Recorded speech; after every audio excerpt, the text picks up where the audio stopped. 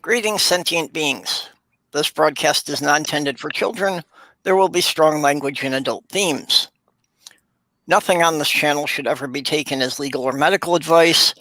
And if you're getting legal or medical advice off of YouTube, you've got some serious issues. So true.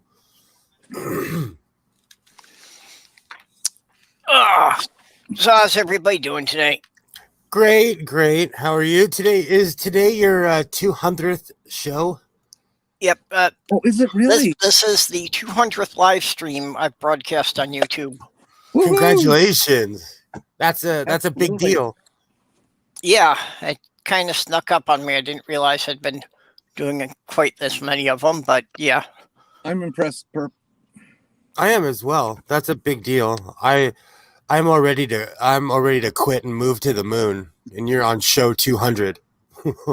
Yeah, well, but I still don't even have 500 subscribers. Well, that's all right. Get some others to come on in and subscribe. Yeah. So let's see. In the side stream, I see Robert X and Heat Shield. How's it going? Haven't seen Heat Shield around too much lately. Oh yeah, he's not in here. See on other channels. Well, Heat Shield, good job on that perseverance. You protected that thing real good. Well called. So yeah, Jenny, in California you can grow up to a certain amount. Let's look that up real quick before I tell on myself. Yeah, well, Michigan legalized marijuana supposedly, but they legalized it in a way to make sure nobody could do it. Because it's legal to smoke it in public, but it's still illegal to buy, sell, or trade it. And it's legal to grow your own up to 12 plants per person, but it's also illegal to buy, sell, or trade the seeds. And of course, transporting it across state lines is illegal because that's a federal offense. That's extremely confusing, is what that is. It's not confusing. They can say that they legalized it without legalizing it. So I have 6 healthy plants on my I have a nook in my kitchen that, I don't even know what it is. It sticks out, the sunlight. I have a bunch of plants on there. All the plants are happy and they're growing.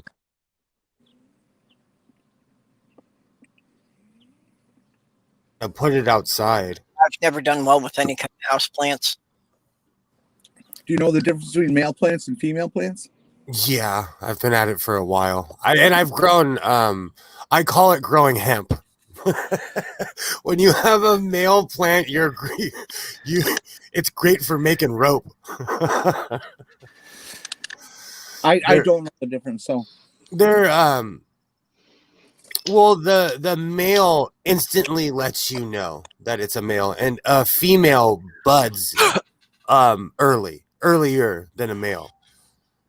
What? So the male plant wakes up with an erection every day, or what? One turns into what you would consider pot, and the other one ends up looking like a tree if you let it grow. I let one grow for a while to the point where my parents were watering it because they didn't even know what it was. It just got huge, and I was like, oh, it's a male. I just let the animals have it at that point. I thought a male plant was delivered by the Postal Service, and a female plant came postage too. Well, I've had I've had luck growing before. Back when it was illegal, I had a huge planter with like 15 plants in it, but my ex-wife freaked out and convinced me to rip them all out. Oof. Well, in sad. In the long run, it was a good idea because right before they legalized pot, they were really cracking down on it. Well, there's some really, really serious penalties that they can levy on you if they want.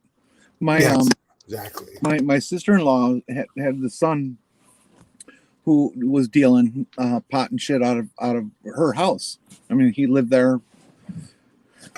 We won't go into that, but he should have moved out 10 years earlier. And she did not realize that if he got busted because he lived there, they could come in and take the house. Oh yeah, because she's a part of the operation. Yeah.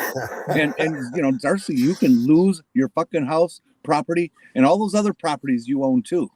And that's why right when my son was probably like 1 or 2. So she got me with that, and I just was like, fine, I don't care. And I just ripped them all out. Because there are a harsh penalty. At least there used to be. And like now in California, I never knew this. It was legal to smoke pot in your car. Well, it wasn't illegal. And when they legalized pot, they made smoking in your car illegal. And can we guess what my favorite national pastime was? Oh, for a lot of people, jumping in the car. Oh, I miss it like it's like a family member I haven't seen in a long time. I miss smoking in my car. And I used to smoke in my car, but I quit by the time I was 21. The cops basically said, like, hey, if it's legal, then it's illegal to smoke in your car, and they're looking. They don't care if you smell like it, but if there's any kind of smoke or anything coming out of your car, they're going to give you a DUI now. When before there was no law for it whatsoever. That sounds fair. And that's Yep. I agree. Like if I can legally smoke now, I'll do that. That's a good trade-off. But I don't know in other states. I can only speak for California. Well, and it's just responsible to keep DUI laws. You know, it's just a responsible thing to do to not get all fucked up and hop behind the wheel. Yeah. I'm a pretty firm believer in that. I always heard, I don't know how true it is or if it's true today or not, but I always heard that it was legal to drink alcohol or drink a beer in your car while driving in Texas, as long as you weren't drunk. Oh, wow. I got to look that up now because Nevada is kind of like that, to the point where the last time I went to Vegas, I was shocked because people were openly smoking joints and drinking. You could always drink in public, but I never, excuse me. Sorry, I got indigestion. I never knew that you could smoke like that. And it's not that you legally can, it's just that the cops don't care because it's Vegas. So it's like, you know, it's one of the most open things. I'm still a bit prudish because I'm from the generation that went to jail for pot. And so it's still weird to me that I can go to a store and buy it. And it's been legal here for a while now. And every time I go to the shop, I'm like, wow, this is the weirdest thing. It still trips me out. It's still like, I'm still polite to all the bud tenders. I'm like, thank you for being open. Because, you know, people used to go to jail for that stuff, at least here. And there's people in jail right now that are still in jail because they had an ounce in their car in 1989. Mm-hmm. So I can only imagine how those people feel.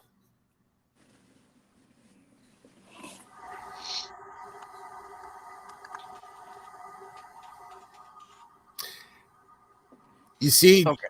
My heater's kicking on because it's so freezing here in California. I might have to go put my thick coat on in a minute. I would think, though, in any state that legalized pot for recreational, if you were in prison because on state charges for it, that they would have to let you go. Okay, so the thing with that is that the system is slow. So I agree with you, but they have to get to you first. And here in California, we build more prisons than schools. Well, and with the private prisons, they have financial incentive not to let anyone out. Mm-hmm. Yeah. It is so messed up. Oh, it's bad here. If you go on any major highway or freeway and you go north and you get out in the country, there's a prison in every other town. And I'm like full, and I mean full maximum security. People are doing life, you know. It's big Oof. business here in California because we have so much space. Prisons are big business, and prison guards make over $100,000 a year. So there's a lot of people that never quit their job. I have a brother who's 61 years old. He was a prison guard. He worked there so long they had to shove him out. They were like, "Here, get out of here," because he was making so much money a year. You know. I don't think we even here in Iowa. I don't think we even have any maximum security prisons. I think we might have one like medium, but otherwise they're all pretty well. Yeah, I don't know if we have any whatever- maximum whatever you call security them. here or not. There's a federal prison in Oxford, Wisconsin, and the only reason I know this is because there's this weird thing where there's so many people moved from LA to Minnesota, Wisconsin, to that area that if you're from Los Angeles and you get arrested for dealing drugs, they send you back. Yeah, because there's so many people that move move out there to sell drugs from here. It's like and Angie's in Texas. Oxford is kind of a nice part of the state. Not really. It's flat as hell. So that's like the big threat that they threaten people. Like, no, you will end up in Oxford, Wisconsin, and then they will ship you back to some cruddy federal prison here in California.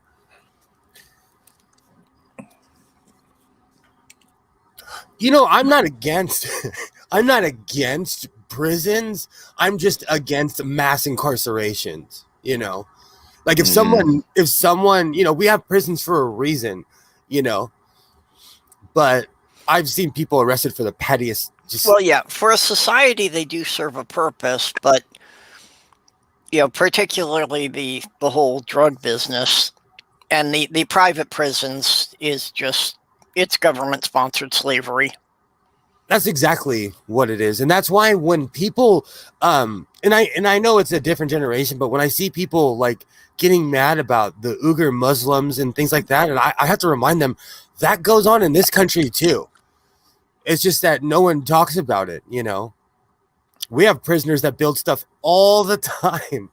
At my job, we had a work release crew. The average crew was $700.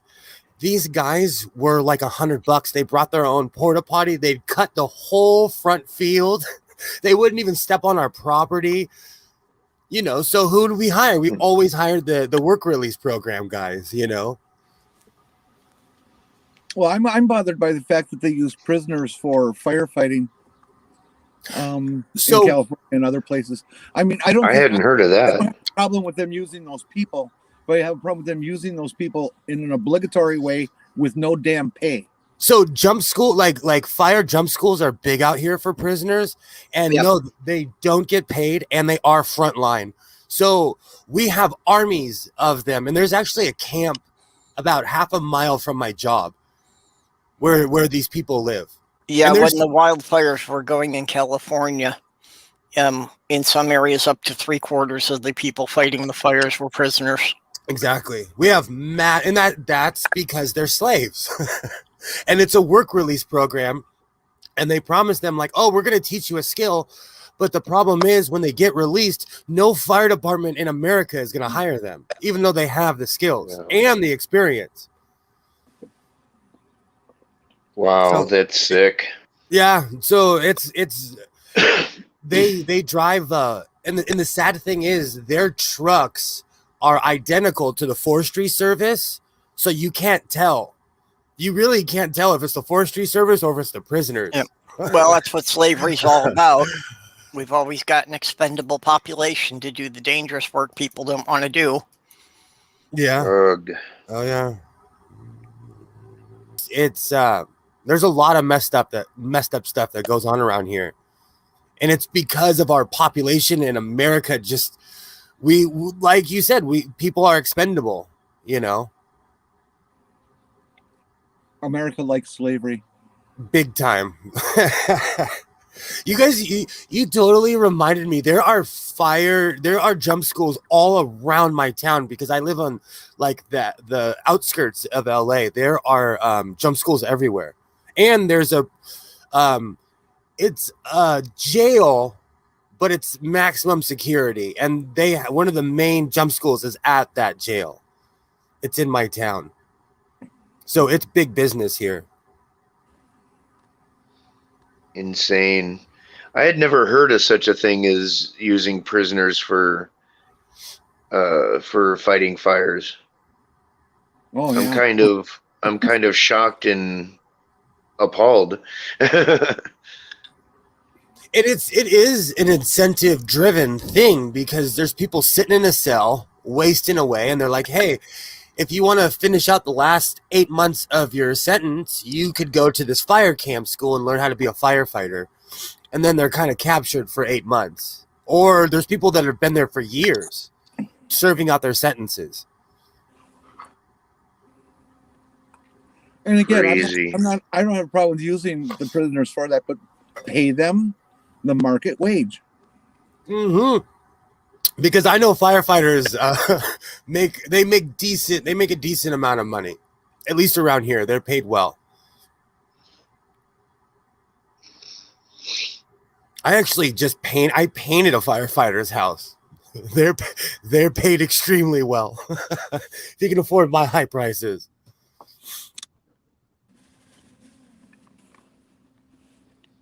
The problem is that it's the same old stereotype that because these people are in jail, you can do anything you want to them, which is complete BS. Yeah, there's no opportunity for rehabilitation there. You're just treating them like, property. Mm-hmm. That's part of the, I don't know. It's part of the bigger problem though, is that it's easy. Once you dehumanize someone, you can do anything to them. That is exactly the word that was going through my head. And like, I can empathize because I pretty much was dehumanized growing up. So. And that's the, I think that's why we should see more of, we should put a face on it. If we showed people what goes on in jails, our society would have prisoners in single pods by themselves, and automated like Jetsons robot would be going from cell to cell. I don't think so, Will. I really don't think so. Look at how with the gigantic hypocrisy with which we treat prisoners or people who have been to prison. We put them in there. We say you're going to prison because you did a bad thing. Crimes against society, and you have to pay for your crimes against society. Mm-hmm. So they go in, they do their sentence, they come to the end of the sentence, they get out. Doesn't that mean that they have paid their due? And if they've paid their due, shouldn't they once again be allowed to vote?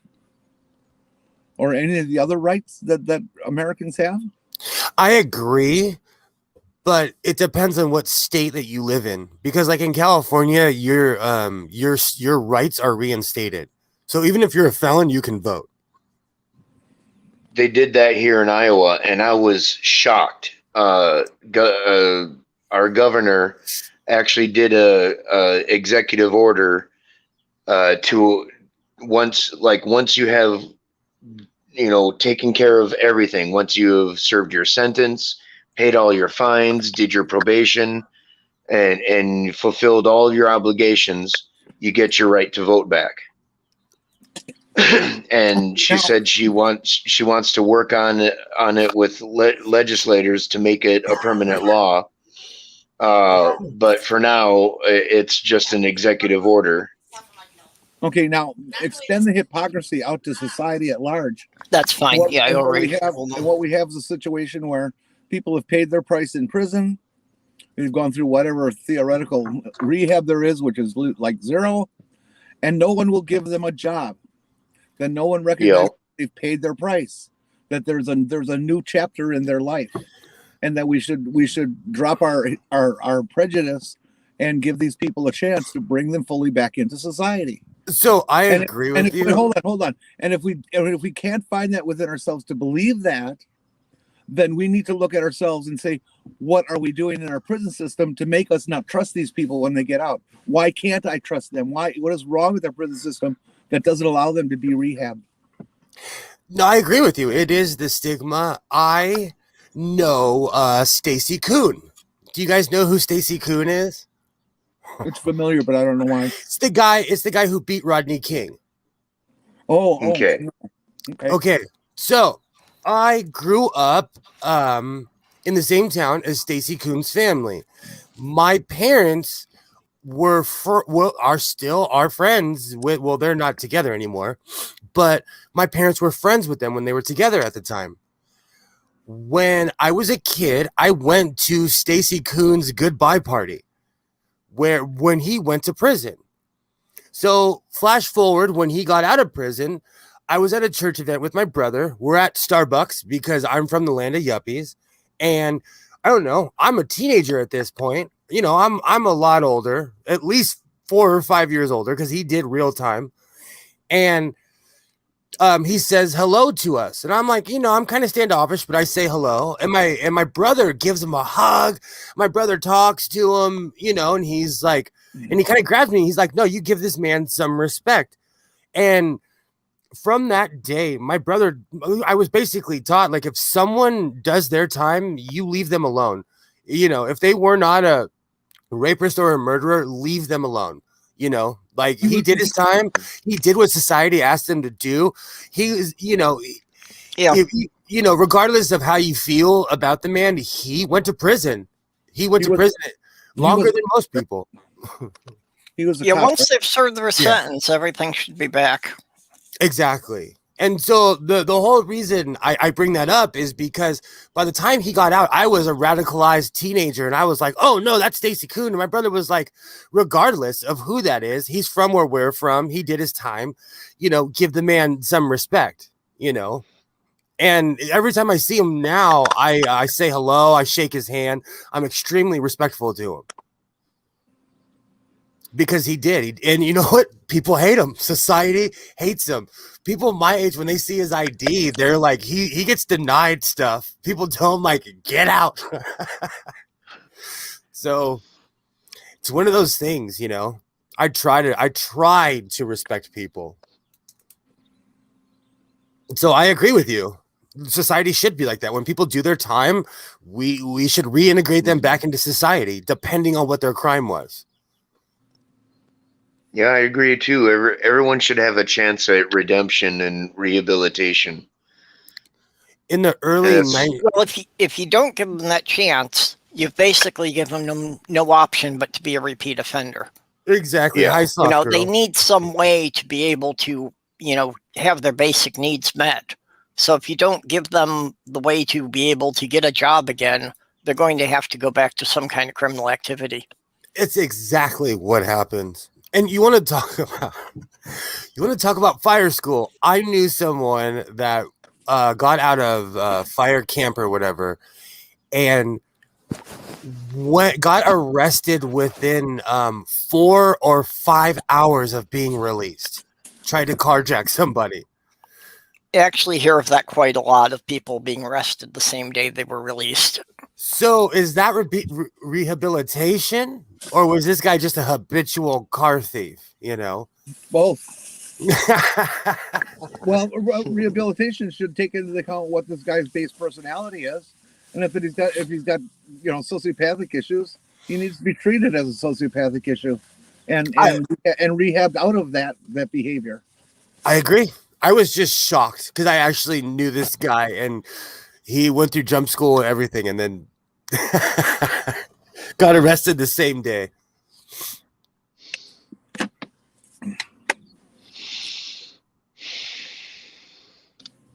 It's sad. It's a sad state of affairs. I know another person who's so institutionalized, like, they refuse to leave their neighborhood because their neighborhood is all they've known since the 70s.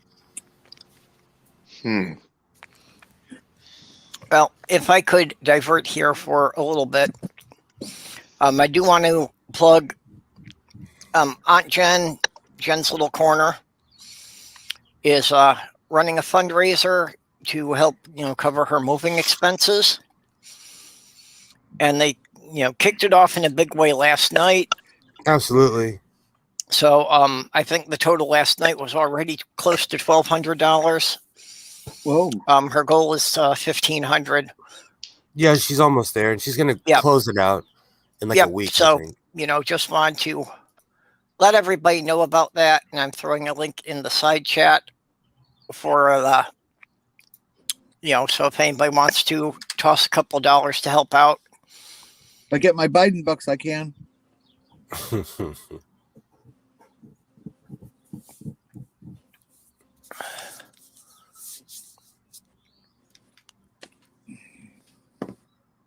Okay. Well, we've got more people coming in here. Awesome.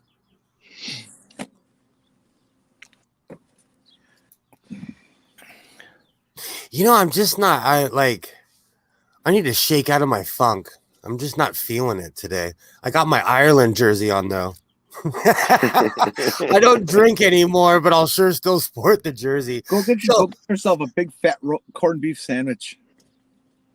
Oh, you know what's so funny? This is the first year that I'm not making corned beef. I didn't even think every year I make. I'm just not in the mood to pull out I'm just not in the mood to do any of that stuff. Well, then just go buy a good sandwich somewhere. I'll go be nice to my ex-wife because she's Irish. Both of her parents were born in Ireland. If I was home in Milwaukee, I would be at Derry's Pub on Juno at the river, and I would be chewing on a big fat corned beef sandwich with sauerkraut and cabbage and numb taters and carrots. Oh boy! You're making me hungry now. I think I'm just gonna make pork ribs. Well, Sloth Girl just came in and she brought me a shamrock shake. So, oh, that's awesome. Those are good too. Awesome. Is that made with mint chip ice cream? No, it's just a vanilla shake with some artificial mint flavoring. Oh, okay. When I was a kid, I had an addiction to mint chip ice cream and chocolate chip. To the point where now I'll get physically ill if I eat it. I ate it until I was like 20. Yeah, you do get sick of one type of ice cream. I used to love double chocolate, and after a while I just burned out on it, and I couldn't eat it for like a year or so. I have a really bad habit of doing that, and even right now, because Isaiah, my son, has ASD, we eat a lot of the same stuff. We eat chicken almost every other day. I'm to the point where there's only so many ways you can dress a chicken. I've tried every marinade. I've got recipes from other countries. I put peanut sauce on it. It's chicken. Have you ever tried it raw? When I'm finally done with everybody, I will. When I feel like going out slowly. No, I've had food poisoning. That's a terrible, food poisoning is awful. I was on the floor holding my stomach. Food poisoning, I wouldn't wish upon my enemies, and I'm vindictive. I'm shocked. I've never had food poisoning. I've eaten straight up moldy food. That means you have a good constitution. There is a restaurant up the street from my house. It's a fancy burger place. It's like a hipster burger joint. And they delivered to my house one night. And this was probably 8 years ago. And I got sick. I have never gone there since. And my ex-girlfriend, she still hasn't gone back. It's gross. We both got food poisoning. It was awful. Yeah, I've got it a couple of times, usually from shrimp on a buffet. Yeah, exactly. Should know better than to trust that. You know what's sad? Even though you said shrimp on a buffet, the second you said that, I miss Hometown Buffet and Golden Corral. I miss those places. Ever since COVID, they shut them all down. Yeah, I do miss the buffets. That's the one thing that's bummed me about COVID. Otherwise, going out to eat really isn't a big deal for me. I miss China buffet. Oh, we've got a good Asian buffet here. Oh yeah, we have those here too. Oh, yeah. See, you're making me hungry for places that aren't even open. We have a China buffet in my town, and it's been full on open buffet for a while now. So yeah, you can go to the buffet here if you want. Yeah, well, they are open here, but yeah, until the vaccine is generally available, I'm not trusting them. Yeah, I just got word last night that 30+% of the people in my county here have been fully immunized. Oh, that's great. I wonder why you're so much further ahead there. Because the people here really care. And well, I just mean that, there's only 18,000 people in the county. That's how many people went to my high school that were in like my graduating class in high school. Well, it's just, up here, it's still just the high risk people. It's not even available to the general public here yet. Oh, well, it's not here either. I guess that's how many old people we got here. I guess. Oh, those pot delivery. Because I'll get it as soon as they'll let me, but I don't fit into any of the risk groups. So it's like, until all the high risk people got it, they're not even available to me. Hey, they're into third tier. You qualify for that, don't you? For age? For what? Age? You're 55. I'm sorry. Yeah. Oh, you had to say that. Now I have Sammy Hagar stuck in my head. Write me a ticket going 75. You're putting me 10 years older than I am. Sorry, Perp.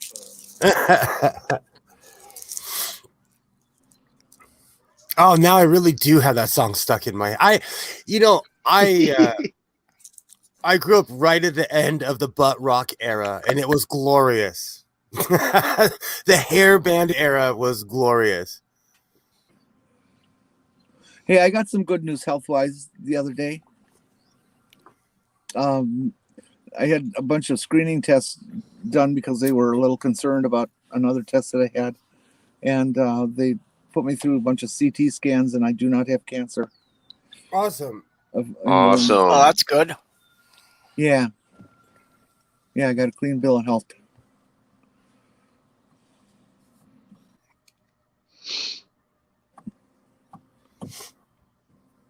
I'm trying really hard not to sing Sammy Hagar right now. I don't even know who that is. From Van Halen, makes Cabo Wabo tequila. Oh, okay. No, I shouldn't say it that way. I do know who he is. I don't know any of his music.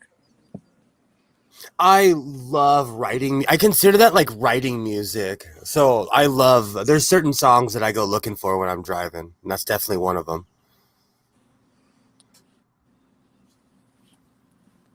Oh boy, I've heard my first robin today, my first cardinal, and now my first blue jay. Spring is here. Exactly. Oh, I saw a flock of 4 egrets, and the geese are back. And day before yesterday, I heard a bunch of sandhill cranes. Only 4 egrets. That's so egrets, you've had a few, but then again, too few attention.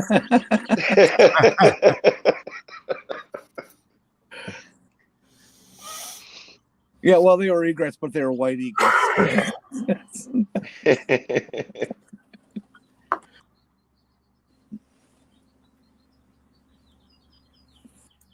And the eagles have dispersed. They've landed, huh? No, last weekend was their last weekend to hang around. They've all headed north now. Over the weekend, I was down there watching Saturday, and in my favorite spot. I was sitting there. I counted 56 eagles in one spot. Oh wow. Yeah, it was pretty cool. But now they're all gone. I was there yesterday, and I would have expected that couple would have just hung out by the river there. oh well, we have breeding pairs that live here. Yes, those are still around.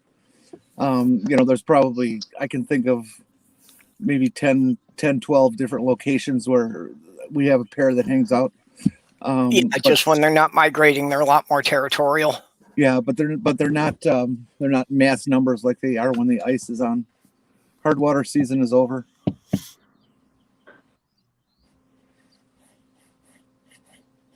Is it overcast every day there? No, it's sunny right now. You call that sunny? Yeah. It's not bad there. It's just partly cloudy. Yeah, it's mostly cloudy, I would say, today. But I'm just giving you a hard time. no, it's okay. No, I'm used to like having to wear sunglasses when you open up the shade, you know. This is suntanning weather in the Midwest. I always jokingly say that when people are like, "Oh, what'd you do today?" I said, "Oh, I went outside, got a tan." Yeah, in Minnesota, we usually see the first robin about April, usually with its feet frozen to the sidewalk. Well, they say winter's not over till the robin gets snow on its back 3 times.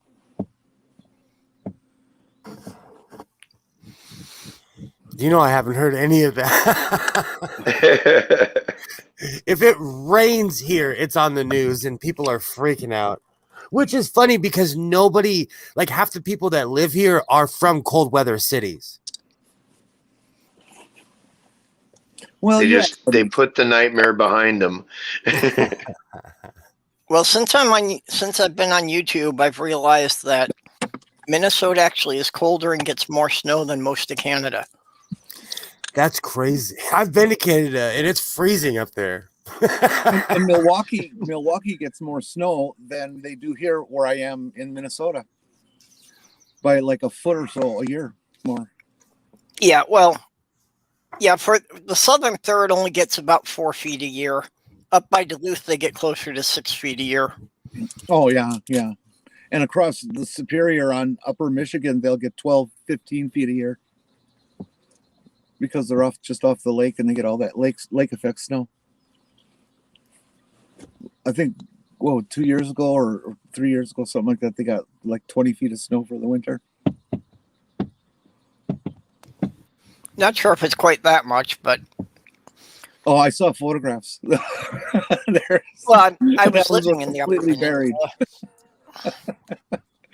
Oh, I don't know how they live with that much snow. I just don't get it.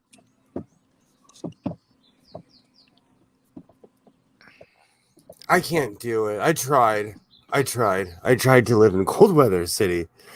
I can't do it. Yeah, you probably wouldn't like Iowa.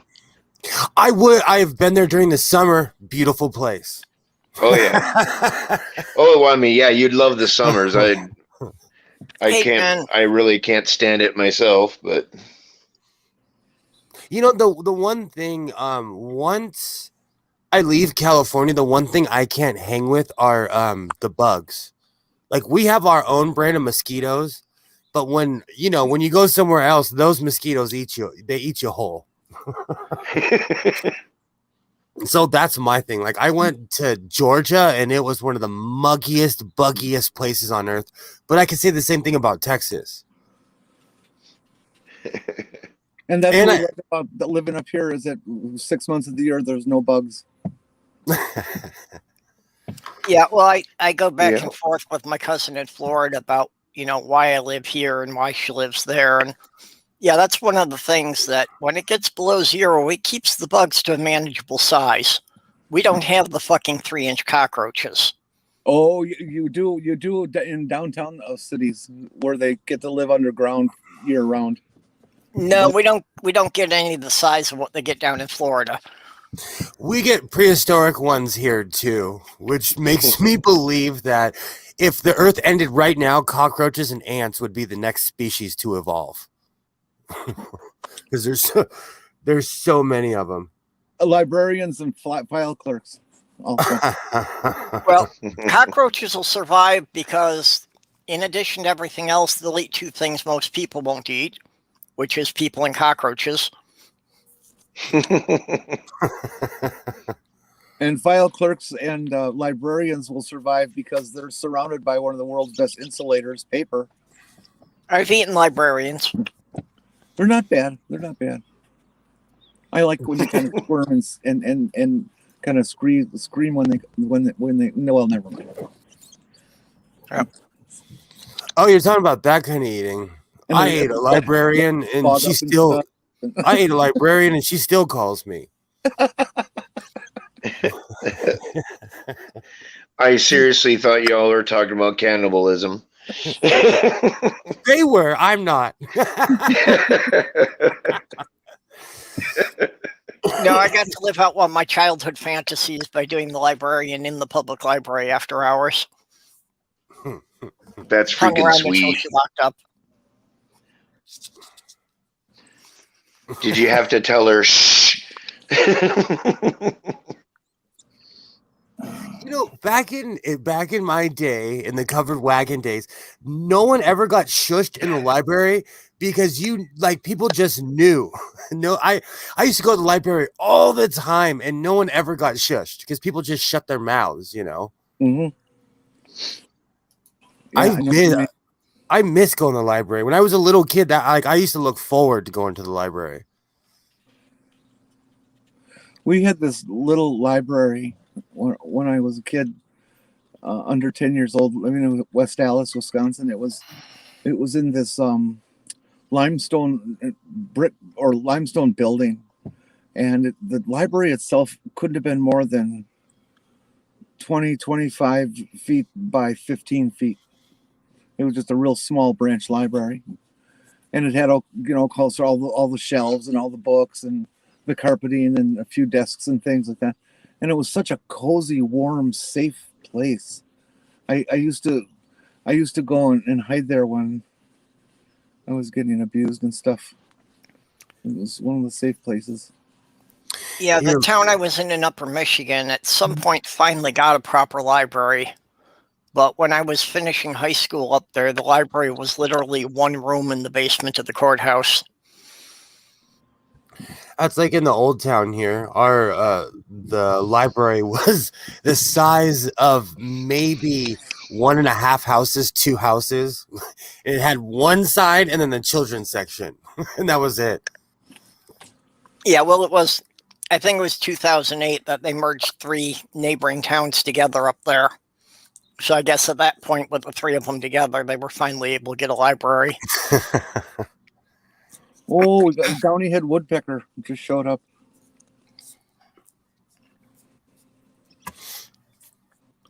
Now we have like a multi-million-dollar library here, which no one can go into because of COVID. We have a library in this town. It's an independent building with its own parking lot and everything. I would say it's probably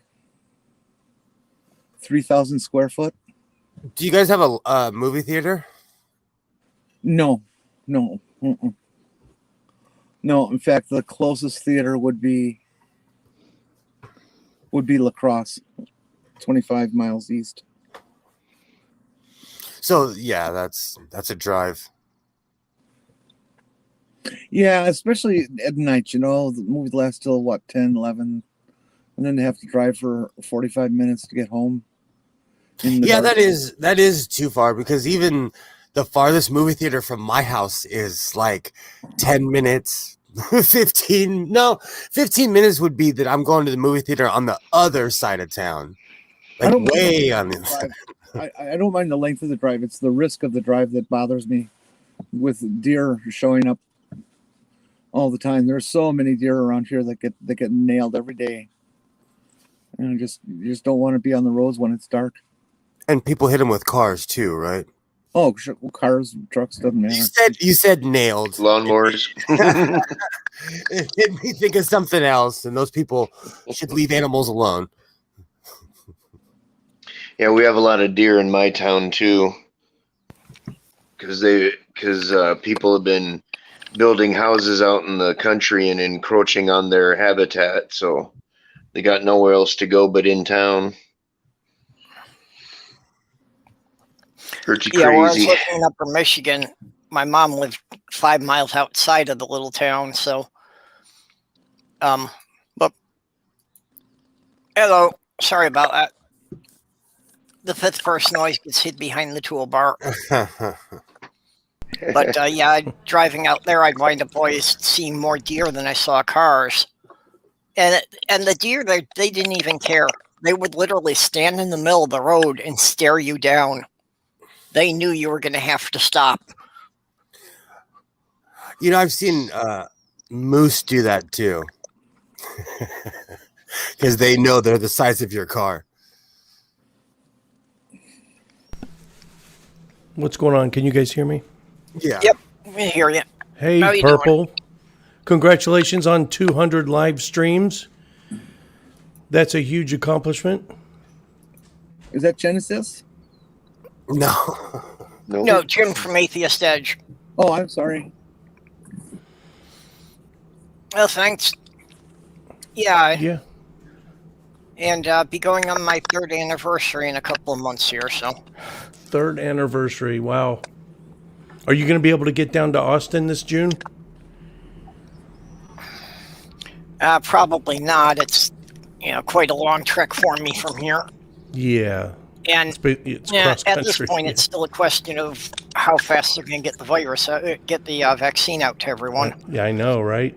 The end of June, that's kind of pushing it to make sure everyone's vaccinated. Yeah, well, that's the problem. I wouldn't really be able to make reservations far enough in advance. Yeah. I already booked it, but it's refundable, but I'm just crossing my fingers. I would say, wait and see what happens. Because it's become a giant cluster F. Yeah. Yep. Too many unpredictables. Because even there's a waiting list for even people who are willing to pay for it here in LA, Yeah, well, so far here, it's basically, only people who are over 60 or who have some type of respiratory disorder. I'll be right back, kids. Everyone at my job got it, but I basically backed off for somebody else because I'm doing my job basically through Zoom meetings and stuff like that. I haven't been there in a long time. But I think people on the front line should definitely get inoculated first. Yeah. If this pandemic was if there was any positives that came along with it, it's 2 things that I can think of. One is how much greener it is to do video teleconferencing. A lot of big companies just were in the habit of flying people to and fro for conferences and businesses. And so now there's, even after this pandemic, a lot of them are changing their routine. And so that cuts down on airfare and carbon emissions. It's good for the environment. It costs less money. It's and there's no reason they couldn't have done it, 20 years ago. Yes, but it took something like this to kind of force a lot of the old school Luddites to realize, hey, it's more cost efficient also. And the other thing is bidets. If you guys haven't gotten a bidet, man, I can never go back to regular toilet paper now. It's cleaner. It's cheaper. I feel like we were barbarians for just using toilet paper before. And I lived in Germany for 3 why years. They never caught on much in the U.S. We stick to our traditions here in the U.S. I've been overseas, and there's quite a few things that I discovered, and I was like, how come we don't do this in America? It's because we were founded by the Puritans, and that stain is still on us to this very day. We still have that Puritan culture in America. Yeah, when the toilet paper, the buyout, the shortage, I was like, okay, I just went ahead and ordered one just to see, who knows how long this toilet paper thing was going to last. And sure enough, man, I haven't looked back since. It's been awesome. And you think about it, how much cleaner is that? Like if you got a little poop on your arm, right? And you just wiped it off with toilet paper, would you feel clean? It would still be on your, it's the same difference. You're selling it. Keep going, man. You're selling it. You're selling it. They should put you on commission right now because I'm just bored enough to find out. I am just bored enough. The UPS. Well, if I owned my own house, I would have had one by now, but I'm just bored enough to install one too. Purple, you just moved, right? Well, it's been a year in the new place now. Gosh, dog, time flies. Just feel like you moved just not too long ago. It was a year ago at the beginning of this month. And we managed to move just before things started, and 2 weeks after we moved was the first lockdown. So and you're all settled in now? Got it done before that stuff started. You're all settled in now? More or less. I haven't really gotten my place organized the way it should be. Awesome. So all you do is live streams, correct? Pretty much. I do maybe 3 edited videos a year. I definitely want to do more, but again, it's me as far as not being organized, not having good time management. I need to do more live streams. We used to do them all the time, and we haven't in like a year. So I got a proposition for you. When everything switched, when Google Hangouts wasn't so easy to use, when YouTube kind of shut that off, that's when we kind of stopped doing live streams. All I do now is pre-recorded, heavily edited, scripted stuff. So my proposition is, if you want to start getting into that, I can show you what I know with video editing software, and then you show me how to work StreamYards. StreamYards is easy. Oh, it's so easy. I figured it out last Thursday. I had my first live stream. It was 2 clicks, and it did it for me. Trust me, you're talking to a crayon eating Marine. So I can run you through. Yeah, I can. It might seem easy. I was raised by a Vietnam vet, Navy. My dad was Navy. So I understand what you're saying. At least you didn't call yourself a knuckle dragger. I have in the past, though. You know what the Marine stands for? Muscles are required, intelligence not essential. Hi, Jen. How are you doing? Do you know what shit sounds like when it hits the fan? Marine? I've heard that, yeah. There's only one joke that it's hard to offend me, but someone told a joke at language school. He said, how are Marines like bananas? They start off green, they turn yellow, and they die in bunches. That's the only one that I was like, okay, man, you just crossed the line. Oh, that's... Yeah. You know what? That's pretty harsh. I never realized how much I grew up in a military family until I started hearing jokes like that. And I would fight someone if they had said that. And, I wasn't a Marine. I have a brother who was one, but I would look at someone like, that's not funny, bro. That's not funny. Certain lines. You just got to have kind of a sense of humor, especially in this climate. There's so much... I don't want to say pearl clutching outrage, but some people just kind of knee-jerk reactions. Kind of let it go, man. It's the ones calling people snowflakes are the ones who are the biggest snowflakes right now. Are the ones policing everything. Yes, and it's on both ends of the extreme socio-political spectrum. The far right and the far left are calling each other snowflakes. But let me ask you a question. Do you think, because I'm a tactile guy, there's a lot of people that would never say something to my face that they would say online. Do you think a lot of it is because we don't have that interaction? Yes, and it's not just an anonymity, because a lot of people who I mean, they use their own name. They still feel like, oh, well, I live another town over or on the other side of the world, but here's my real name.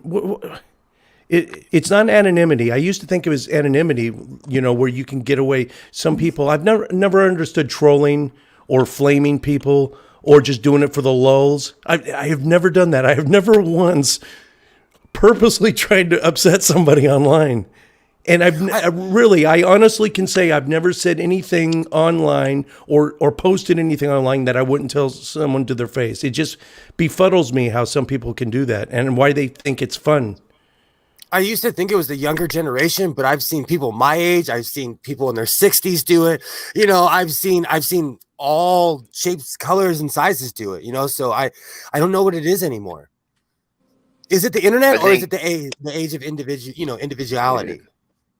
Sorry. I think assholes will just look for every excuse to be an asshole. Yeah, Pretty much. I'll go with that. Because I don't go seeking out to troll people. In real life, if you walked around here and you talked to people like some people did on the internet, you would get knocked in your mouth or worse, Someone would shove you in their trunk and be like, who is this crazy person? So it's weird to me because there used to be etiquette to certain things, and it seems like it's gone out the window. Or maybe I was raised by boomers, so maybe I'm reflecting that. I don't know. Have you guys ever said anything on your channel, a post or on your channel that you regret? Have you ever had to take down a video because not factually incorrect, but just, I shouldn't have said that? I'm an emotional person. I said something this morning I regret. But was it to like 8,000 people? No. Yeah. No. True.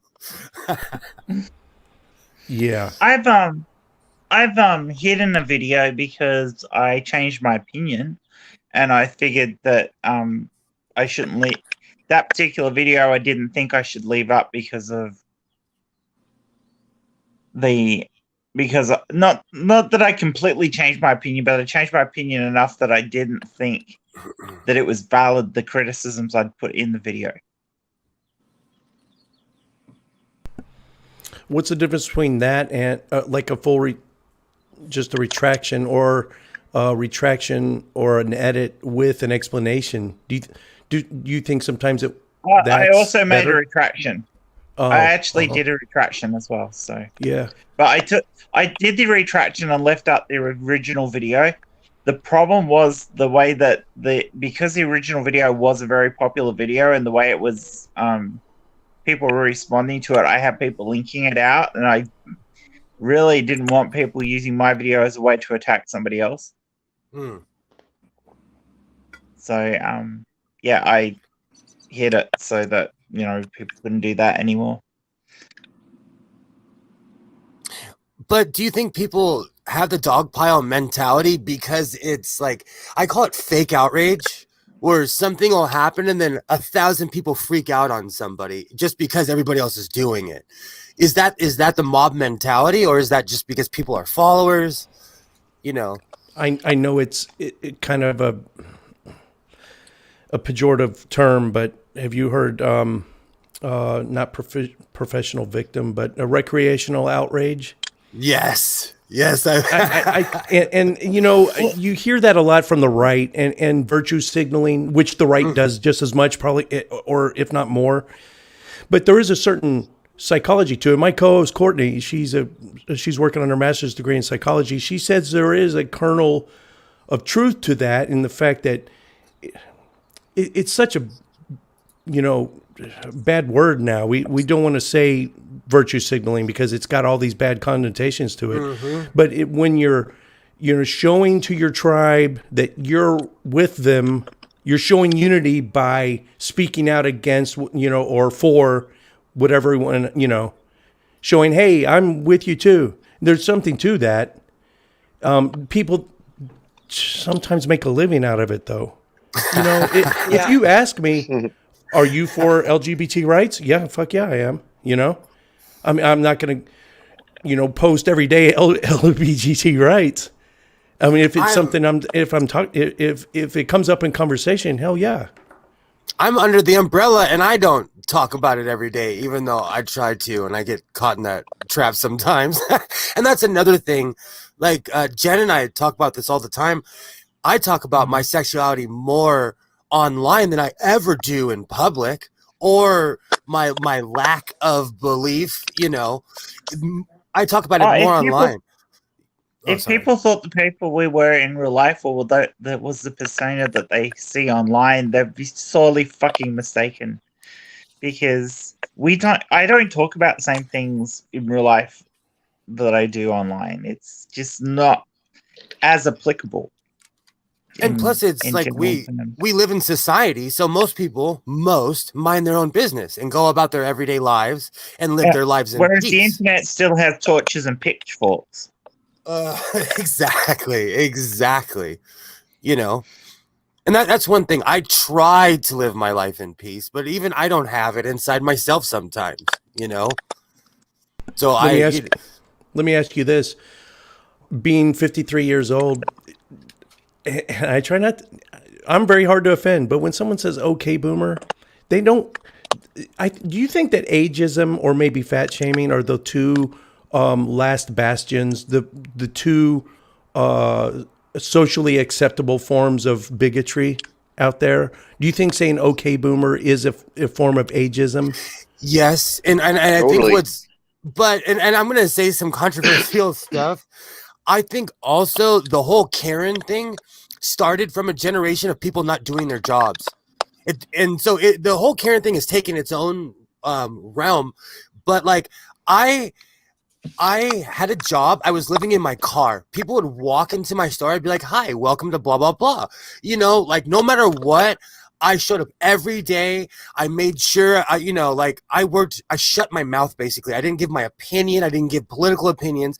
And it seems like that's changed in our society. So I think people, I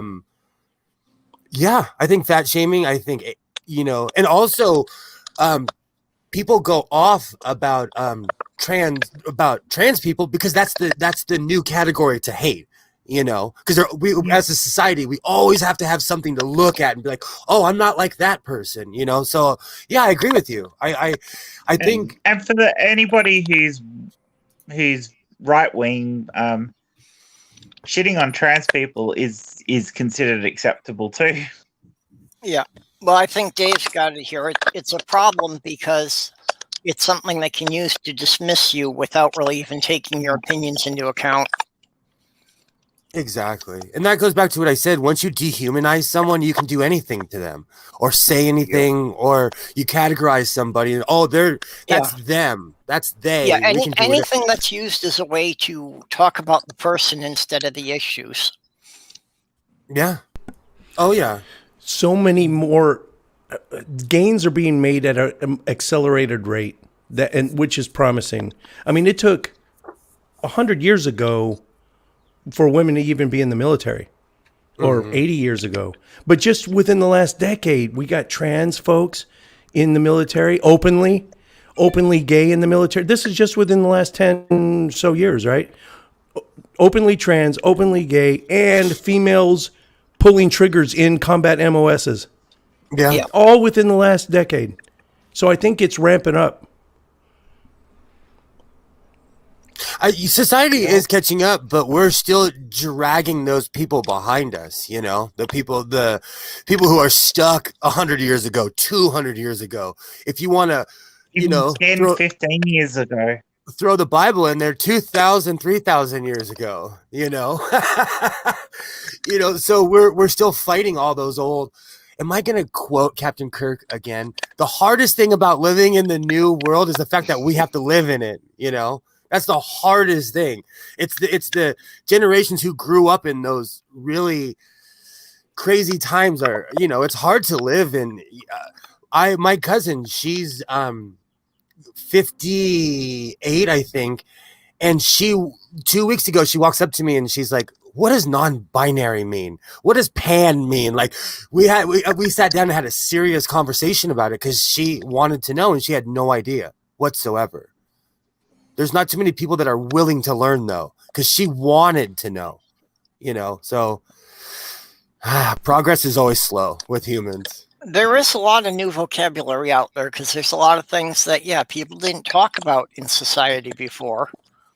Exactly. I mean, even for me, I had to go and I had to download a vocabulary of trans terms because I realized there were a lot of them I wasn't getting. I Googled it the other day when we were on your stream a week ago. You could look back and see my eyes when I saw all the categories. I'm like, whoa, But I think it's people being allowed to define their own terms will only help society. Because when people know who they are, they're not going to go out and be angry and hate people when they're okay with themselves. And I think that's something that we're, when people gripe about anything, it's like, I don't see anything wrong with somebody being okay with who they are, as long as they're not hurting anyone else. That's always our base rule anyways. Am I wrong? I don't know.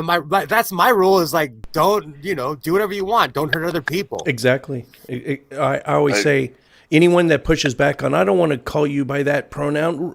Okay. How much extra effort does it for you to call somebody a grilled cheese sandwich if they want? It takes no effort on your part. And if there's enough suffering, there's so little joy in the world anyway, we can always use more. And if it increases their well-being, why not just do it? It makes no sense to me. Absolutely.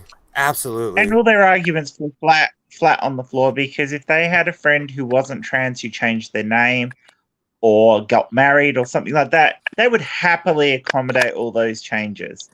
It is just pure bigotry not to at least try. Dave is in the chat trying to start fights. You can't have bisexual lesbians.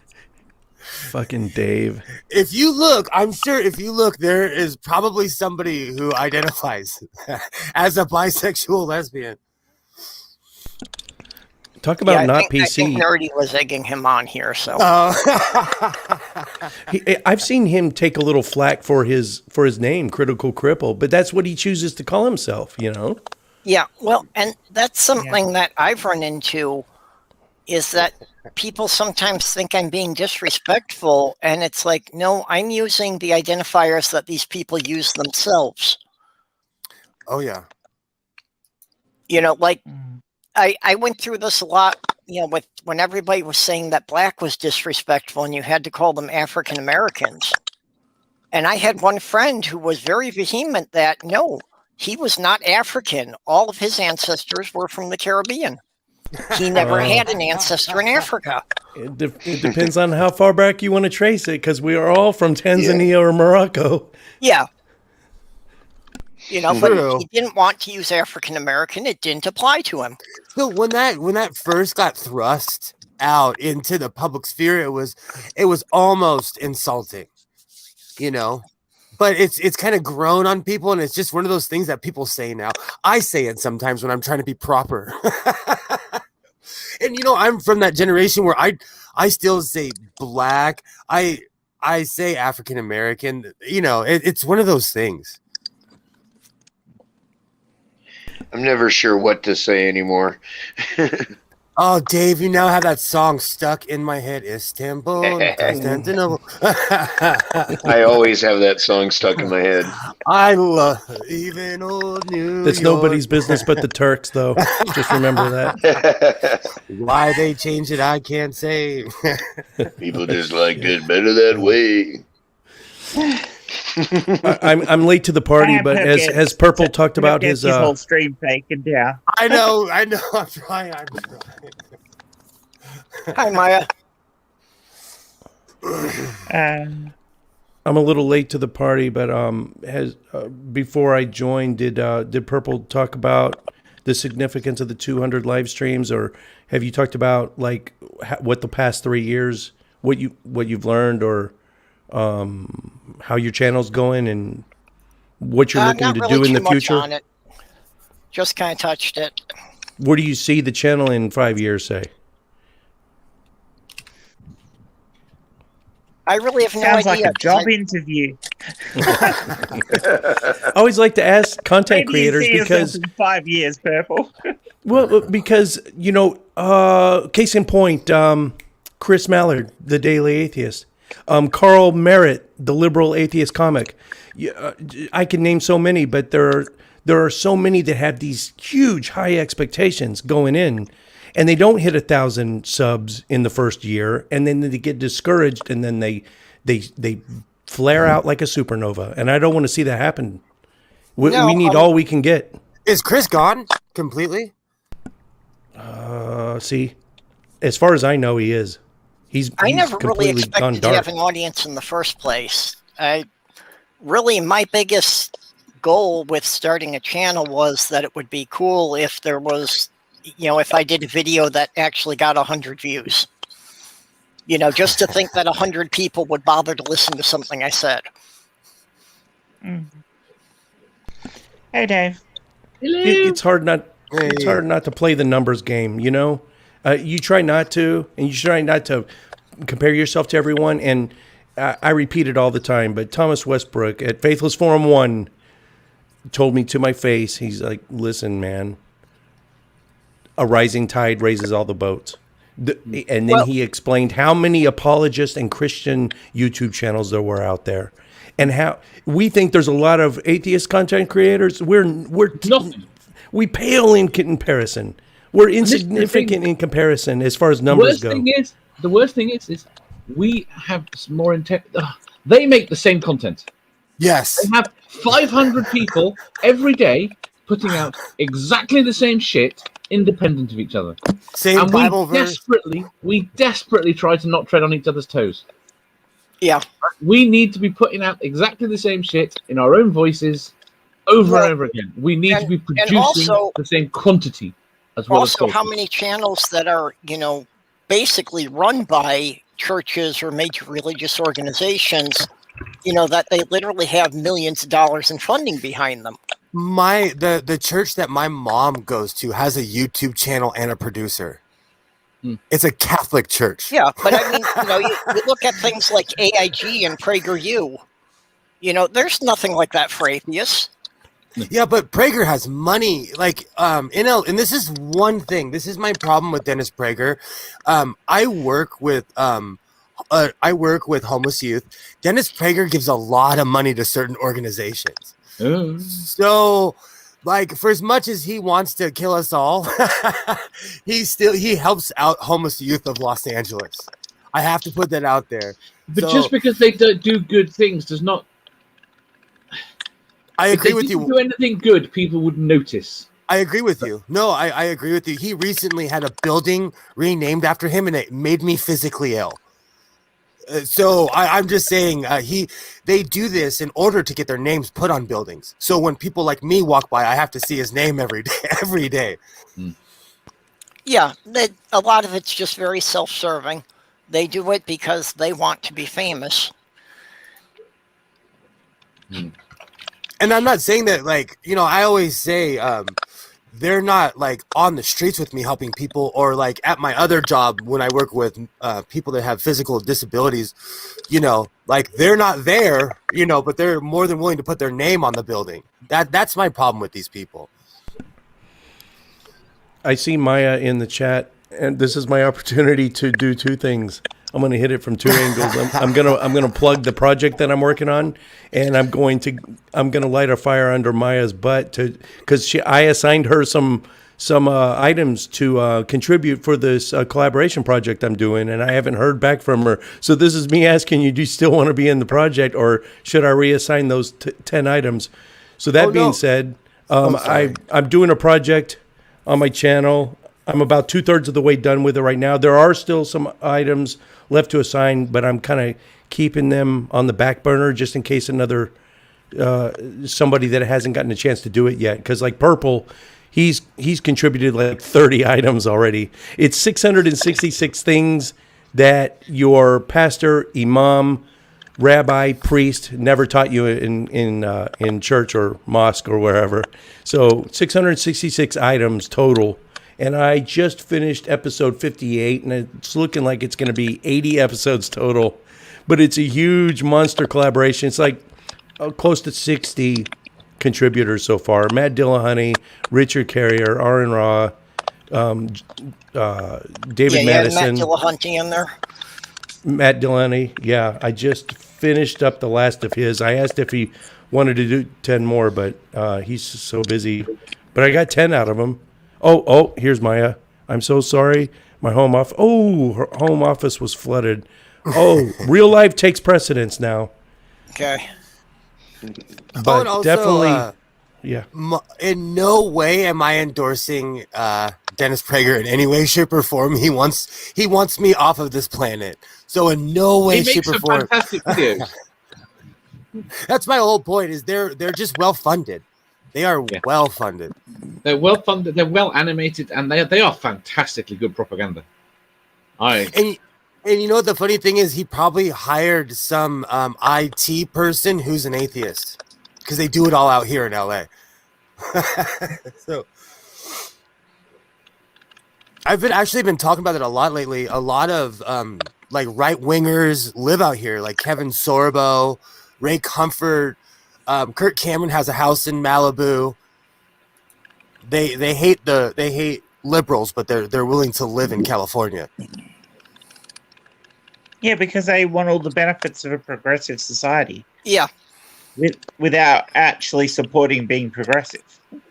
Yeah, isn't that the case with most of the Republican senators too? Yeah. Excuse me. It's just how many of these senators will not live in the district they represent because they consider it a shithole? Maxine Waters got caught doing that. There's a lot of people out here that got caught not living in the district that they represent. Yeah, it's those moments when they don't realize a mic is live that you catch what they really think of the people they represent. I will say though, still to this day, I remember when George Bush Jr. called someone a major league asshole, and I still call people major league a-holes to this very day. So every once in a while, a hot mic will produce something funny, Well, I'm gonna say congratulations to you again, Perps, and I'm gonna hop back off because I'm falling asleep again. Yeah, it's middle of the night for you there. So I did throw the link out there for your fundraiser. So, if somebody can toss Jen a couple of bucks to help with her moving expenses.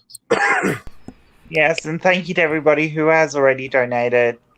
I threw in a little, but I forgot that Australian dollars aren't worth as much as US. So or is it the other way around? But it just didn't seem like. But I'm on a limit. I'm on a very fixed income, being a disabled vet.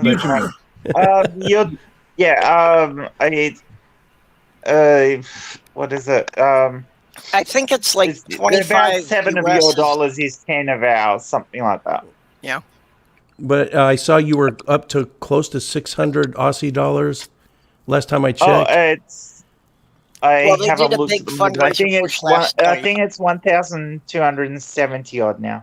Wow. Just hats off to Godless Granny for, putting that together. That's just insane. That's awesome. Absolutely. Yeah. We've been planning it for, I think, 3 weeks. When I first put up the thing, she said to me, how about we launch the YouTube side of it on my channel? And I said, great. I won't turn down the extra views.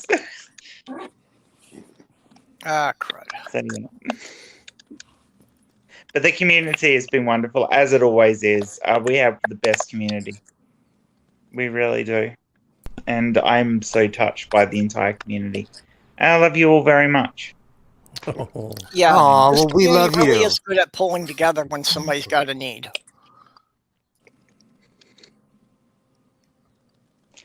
So yeah, I won't be on your show on Friday. Yep. Midnight on the midnight one, Perps. I don't think I will. I'll be driving back down to the new house. So if I get there in time, I might hop in for the end of the stream. But it depends what time I get away in the morning. You can always hop into my stream too. Sorry? I said you can always hop into my stream too. Yeah, I'll be driving. It's hard to hop into streams that I've having, though I have actually done it before. I was about to say that before. I didn't want to call you out. Purple, when are you ever going to show your face? Yeah. Actually, I did last year after the move. I'm not big on the camera, and my computer had started getting flaky about the camera, so I'm in the process of building a new one. It's not a security thing. It's just you're a little camera shy. Is that it? Well, it had been more a security thing when I was living in that small town. Because I couldn't be out about anything there. Since I'm out of there, it's not such an issue now. Did you not see his first time on camera? That was fantastic. Oh, you got to, Dave? Absolutely. I didn't catch that everyone. Night, Jen. Bye-bye now. Love you. His first time on camera was in a Math Pig interview. Oh, leave it to Math Pig. That guy. But that didn't go as planned. He blew us all away. He turned up in a paper mache dinosaur head. Oh my gosh.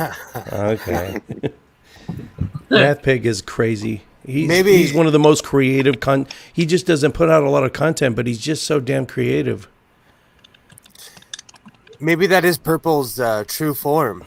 A triceratops. Okay. I've seen weirder. Prophet of Zod, his first time non-avatar, his real face, was on my channel. And the other first on my channel was Esther,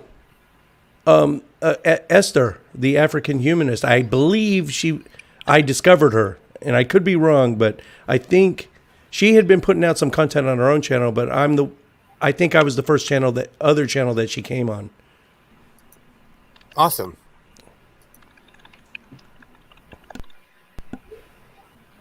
Yeah, I'm looking forward here. There's been some other first. I can't remember now, but we hit 4 years in next month. Yeah, 4 years in April. I got 1 year of dumb questions on Friday. Awesome. Are you gonna have a Mankini special? Hell no. But there will be a special on Friday night. I was talking about going to a strip club the other day, and somebody was like, "Oh, that's pretty cavemanish," and I was like, "What makes you think I was talking about women?" And they stopped talking. The second I said that, they stopped talking. Be careful, because I'll catch someone real quick. Yeah, Actually, I made the mask over 25 years ago when I was teaching my daughters to do paper mache. Oh, that's awesome. So I've just had that around all this time. Oh, that's cool as hell. Is that the Ark Encounter? Protest. Yeah, that's the Ark Encounter protest? Yep. Yeah, awesome. Sloth Girl couldn't make the trip, so she came as a proxy. She's taller.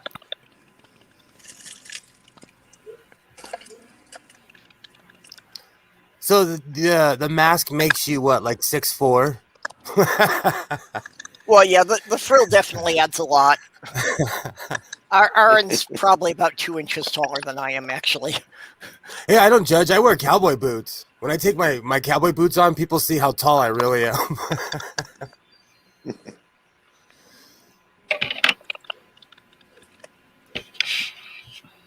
But yeah, and in the first live stream I did from the new apartment a year ago, actually did have the face reveal in there. So, Dave, you're not even going to have someone hop out of a cake or anything? I'm kind of disappointed. You're not going to have gratuitous, innuendo. It's usually gratuitous innuendo. I know. I'm just giving you a hard time. And we have someone new. Who I've forgotten the name of. Blatantly Atheist. Who is new to literally very new to our community. Is he going to at least sing you a happy birthday, Mr. President? I hope not. Every time we have tried to sing anything in unison on StreamYards, it has gone appallingly badly. You're talking to someone who sang Ebony and Ivory with Stool. it goes bad. It gets bad fast. Oh, the second night when we were all trying to sing, and it just as the night went on, we got further and further apart. Mm-hmm. And it depends on the device too. Like my laptop that I have with all my flags that are set up, that laptop lags. Mm. So I can see people talk, I can hear them and watch their mouth move after like a bad old kung fu movie. Okay, I got a question from the side chat. What was the most memorable show? I can't say there's really many that stick out, except that because we rarely stay on topic, the one I remember is because we actually stayed on topic for like more than 45 minutes, and that was National Potato Day. We spent 45 minutes talking about how to cook potatoes. Because potatoes are amazing.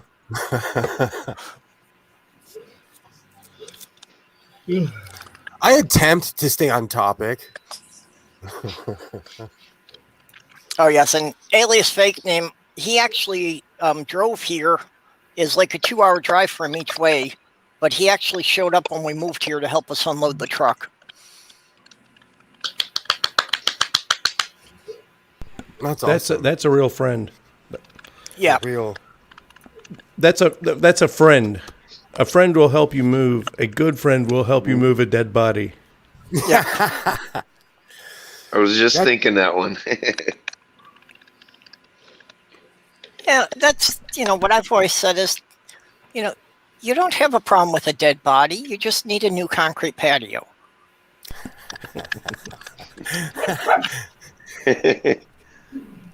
I've watched Law and Order for over 30 years. If I was a cop, that'd be the first place I looked. I'm serious. My wife watches enough of those investigative discovery and the First 48 and all those shows. Just catching them in passing, I totally know that there is no way I would ever be able to pull off anything. For everything, if you think of 100 things that could go wrong and you've got them covered, there's always going to be one that you didn't. They always get you. Very rarely do you get away with it. It's kind of like a high-speed chase here. We have high-speed chases all the time. And in my head, I'm like, there's 15 helicopters chasing you. They have motorcycle cops. They have cruisers that are specially made to follow people. And it's like, where are you going? I've always wondered about that. You know what they're forgetting there, William? The most important saying ever known in eluding: nothing's faster than a Motorola. It's so true. And I saw this weird statistic that in LA, 30% of people get away with high-speed chases, and I thought that number was really high. But I think that they don't show motorcycle chases, because there was one guy who got away with all the helicopters and everything on a motorcycle. So it is possible. Was you it don't at just night? have to make it to state lines in the States. Oh no, the cops don't. In America, the state troopers will high five each other as they're arresting you. They'll gladly hand somebody over. Well, and they have passed federal laws for that too, that if they are in the midst of a chase, they can cross state lines to apprehend the person. It's different though. Like I don't know what are the laws like on Native Americans' land. Because don't they have their own sovereignty? Yeah, well, that's different because they're actually considered an independent nation. It's not just a state line then. Because I'm not trying to say I'm a complete a-hole, but I used to go to an 18 and over casino in Arizona, and me and my friend, we would race our cars to the point where the people on the reservation were like, if we catch you, I'm going to beat you. And, they basically told us, you're not on American soil, buddy, Yeah. But they never caught us because we had nice cars. And they would stop at the end of their property.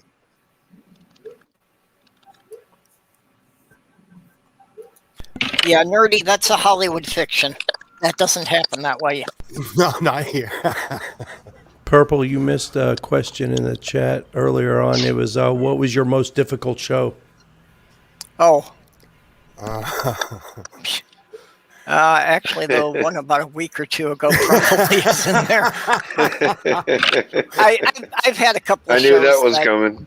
Yeah, that people got drunk or got a bit out of control. We got abused for 2.5 hours. And I'm proud of you guys for not snapping. By who?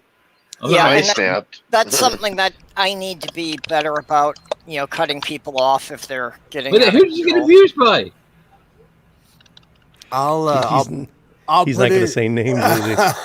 No, okay. Well, you know what? Since I haven't forgiven him, everybody else has been much more adult.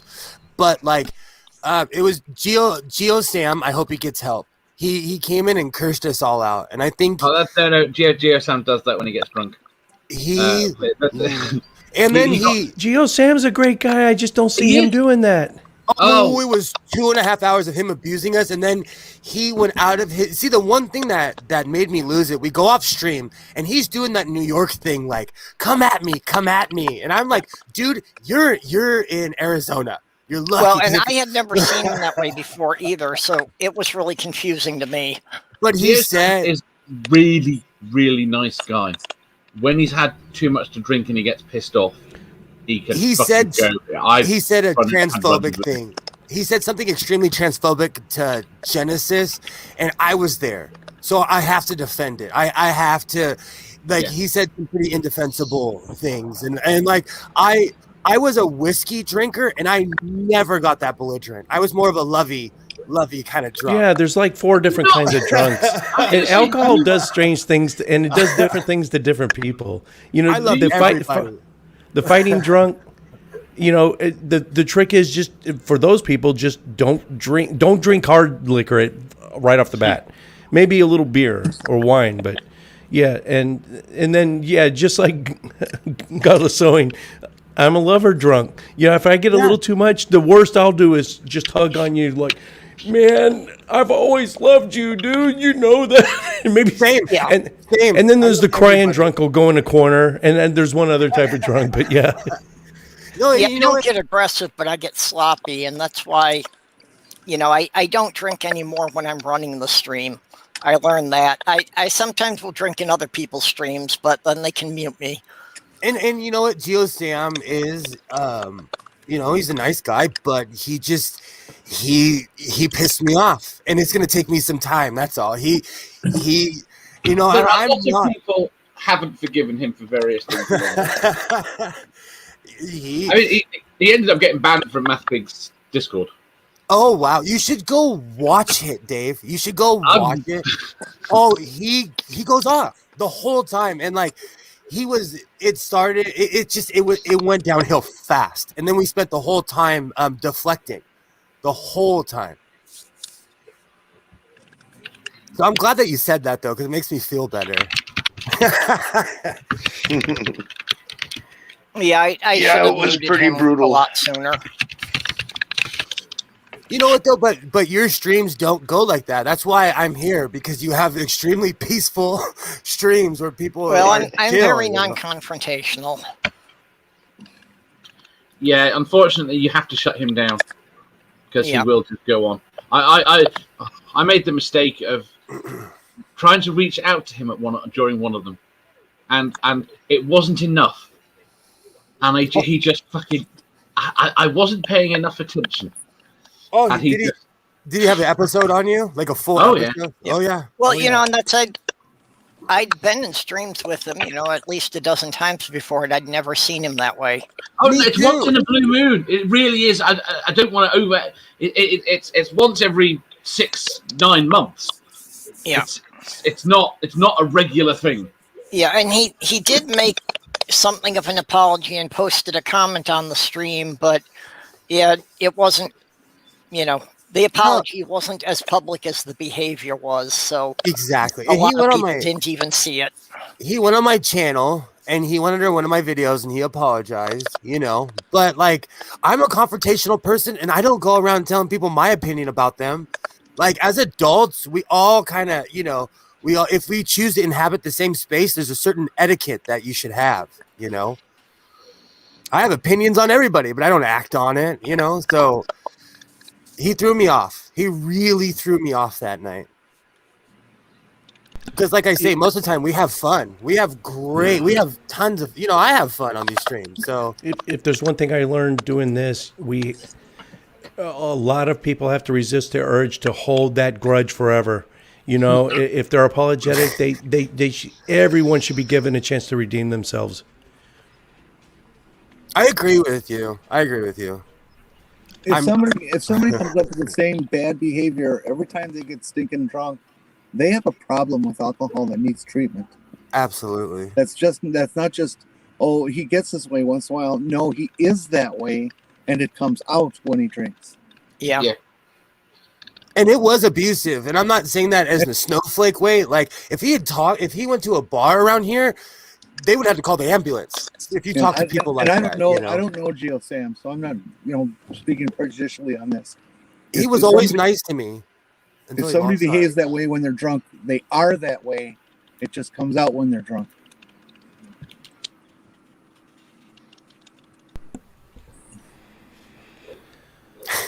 Okay, so any more questions from the side? So that was that was the worst stream. Well, it's the worst one I can remember, but I have that great a memory, so there may have been something over a year ago that was worse, but I don't remember it offhand. I made friends that night because we all came together in solidarity. So I made new friends that night. So there's a positive stretch to it.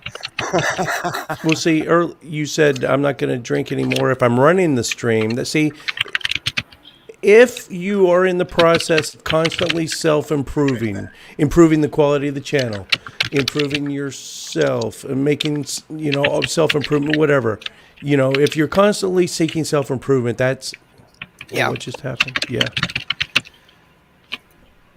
So, I mean, I've had 6.5 hour arguing with one of my co-hosts at the time about veganism versus eating meat, and I don't remember the last 2 hours of it.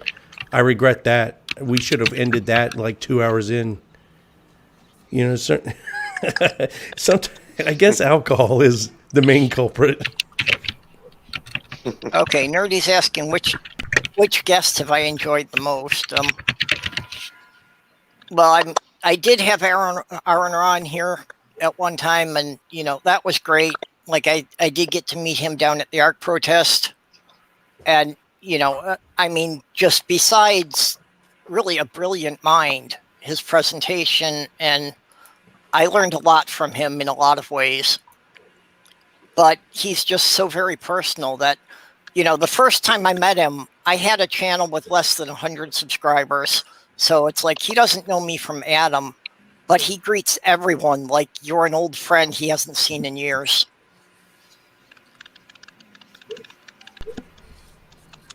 That's awesome. Are you talking about Arn Raw? Yeah. Yeah, he jumped on Granny's stream and he was absolutely nice.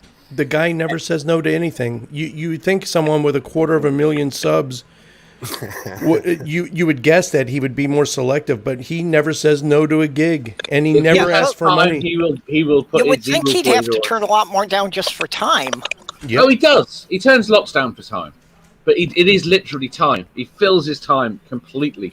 If he can fit you in, he will. Yeah, he is lovely. If he didn't live 30 minutes up the road from me and comes to our in-person recording sessions from time to time, we would not be 8,000 subs. I'll tell you that. I mean, he alone has made our channel, and I'm sure there's tons of other channels that would make the same claim. That's going to be a horrible thing to say, but anyone of any size seems to make that difference. I mean, it took Mama Atheist guesting on Dark Matter, and she just went like that. Yeah. It's just you being involved with someone regardless of how good they are. Or even on Twitter, I've seen someone say something completely insane, and then they get 15,000 people following them all of a sudden. Yeah. Well, as far as where my channel goes, though, I definitely want to be making more edited videos, but mostly I have the problem, that I can do the scripts and that I don't know what to use for the visuals. Oh, I'll talk to you about that afterwards. I've been having a thought. So the edited videos I've done have basically just been like narrated slideshows with, pictures I rip off the internet for the most part. Here's one little trick. Yeah, when you rip graphics or video, especially audio off the internet, you got to worry about copyright infringement, and best case scenario, they don't see it, or they claim part of your ad revenue. Worst case scenario, you get a copyright strike. So you got to be wary of that. Oh, that's how Maya. Really, I thought maybe I could be wrong, Maya. I thought we met in person once before, but yeah. So you got to be worried about copyright strikes. So one little trick is if you're hunting graphics online just to use in conjunction with a scripted material, the hard part is making it yourself, going out there and shooting something, which we've done. It's time consuming as hell. A subscription to stock footage, you can't go wrong there. Like Getty Images, you can just buy a subscription. You got access to all their still graphics and whatever. The other thing is, if you're going to be a little janky about it, find it online. And then there's an advanced search on Google. You can go to advanced search and you can free to use or share even for commercial purposes. And those are fully on limits. Yeah, those are mostly what I've been using. Yeah, if you want to get even jankier, just use something that would normally copyright, but move the graphic. Don't leave it still on the frame.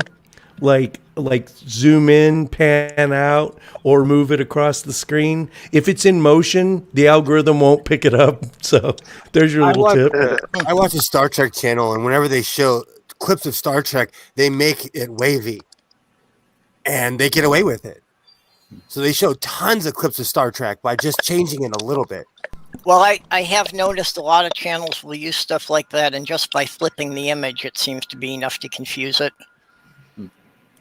Yep, I do that. Or like Purple, I've done with you for my project. The stuff you contribute, like I'll put up a video or a graphic while you're talking about it for the project, and I make the video smaller than the normal frame, and then behind it I put a moving background. That'll do it too. I posted a video yesterday, and I don't know if it was Apple. First, they forced me to take a song off of iTunes, and then I don't know if I got a copyright. It wasn't a strike, but it was, I don't know if it was the picture I used or the song I used. And at this point, I don't care. But almost definitely the song. If you use anything more than 5 seconds of a copyrighted music or audio, Oprah Winfrey owns one of my videos. Let's just say that. Wow. And I used about 7 seconds of her talk show when she was talking to spirit mediums. Uh-huh. And she claimed the Oprah Winfrey show claimed the entire ad revenue for that entire video. Oh, that's why she owns half of California. I have had a couple of my streams that YouTube wound up blocking for copyright claims that I had to go and, edit a few seconds out to get rid of them. And yeah, it was for things like, like people sharing pictures in here. And one of them was because one of the images had the Animal Planet logo on it. And that was up for like 7 seconds. So they blocked the whole 3-hour stream. Jeez. It's crazy. Wow. So it's for the music that I got the strike. And you know what Apple does is they make you go through iTunes. And so you have to basically I can't download. I have an independent thing I make my videos on, and they still make me go through iTunes. What, to download music? Yeah. Or just put music on a video. My computer instantly wants to filter it through iTunes, and it's constantly coming up and constantly trying to force me to do it. So eventually I gave in, and then I got a copyright claim on my video yesterday. It just made me laugh. Just a claim, not a strike? No, it's still letting me show the video. Oh, then yeah, you're sharing the revenue with them, or they're taking it all. I don't care. I have a new channel. I could care less. I'm just glad they let me put my video up, really. Yeah, but once you get 500,000 subs, you'll care when that's your rent money. No, I know. I see, and that's the funny thing. I take like most of my pictures, like I made the thumbnail, I did everything, and I got lazy on the song and I paid for it. So I won't get lazy on the song ever again. Lesson learned. You know, that's all you can do is chalk it up as a lesson, you know.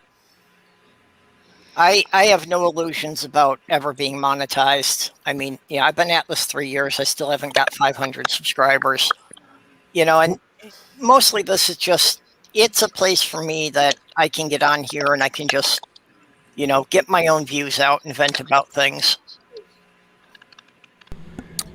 You know, that's why my channel doesn't really have much of a theme or a direction yet.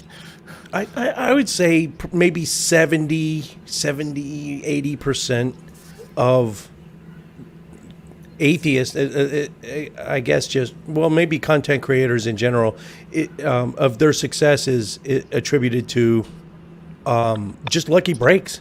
Sometimes it takes a lucky break. I'm not saying wait around for your lucky break. You should constantly be trying to improve. But if I had, everyone I know, like Jimmy Snow, Mr. Atheist, right? We had the same number of views when I met him, and now what is he? He's bigger than Aaron Ra. He's up there with Atheist Experience, and I think it was just one, maybe two viral videos that just exploded. Yeah. Oh, nerdy! You know? I'm taking notes. Yeah, well, it's just having something that triggers the logarithm at the right time. And it's the old Hollywood cliche. It's who you know.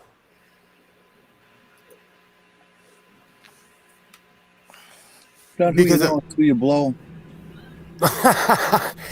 That's an even older Hollywood.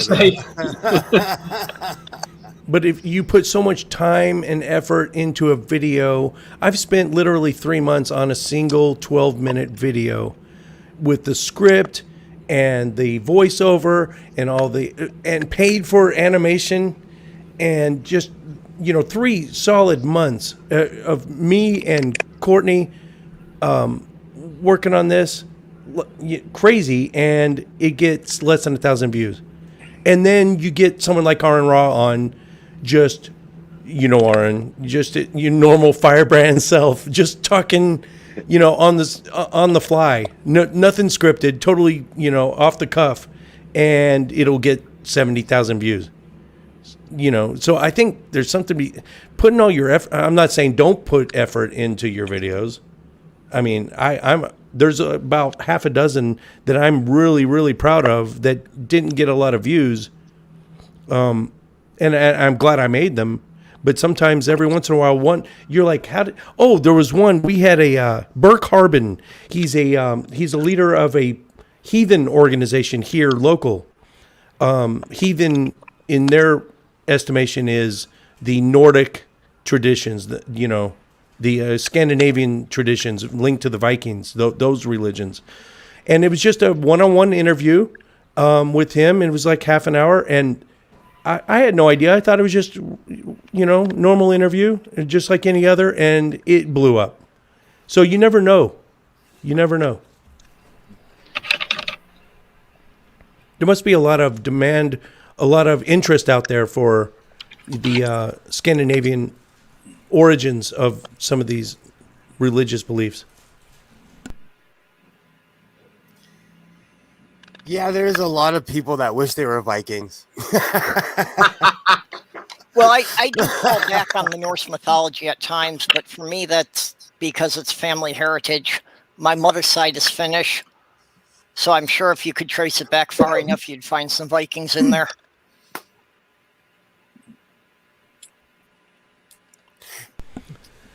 Well, if you're as melanin deficient as I am, you've got some. You can trace at least some of it back to Scandinavia, Iceland. In Denmark. the winter, if I stand in front of a snowbank, you can't see me. It's all about absorbing that vitamin D. That's the reason our skin got light, is because everything's cold and cloudy, and we would die if we didn't have. There was no vitamin D supplements back then, so your skin lightened up so you could absorb more vitamin D. Well, see, mine is seasonal. In the winter, I get the Scandinavian side. By the time it's the middle of summer, then I take on my dad's Polish side, so then I've got the Eastern European tone. Every time I get vitamin D, I end up having to get a restraining order on somebody. Oh, I knew that. I kind of saw that coming. Oh, I saw that coming. It's a triple entendre. That's fun and a fun fact too. My fiance had triple D. See, there you go. There you go.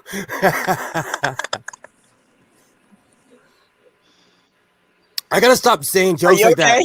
I've been getting the wrong kind of fans lately, so I gotta. I made Jim choke there. I gotta take a step. I've been getting some takers lately, not the fun kind either. My Twitter inbox is entertaining at best. My ex-wife had this weird medical condition where anytime I went I was active duty at the time. Anytime I went temporary assignment for more than 2 weeks, I'd come back and I would leave, and it was this weird medical condition she had where her pants would just fall around her ankles. That sounds like fun. I was gone for 2 weeks for a learning how tangent. I went to Quantico to learn how cell phones work. GSM theory, which was way more math than I expected. I came home and she had been with 6 sailors and 2 Marines in 2 weeks. That's hats off to her. That's an accomplishment. I almost spit out my coffee on my microphone right now. Oh. Yeah, me too. I'm banned from San Diego, Portland, San Francisco for those same stats. You can't just leave it hanging there. That's what he says.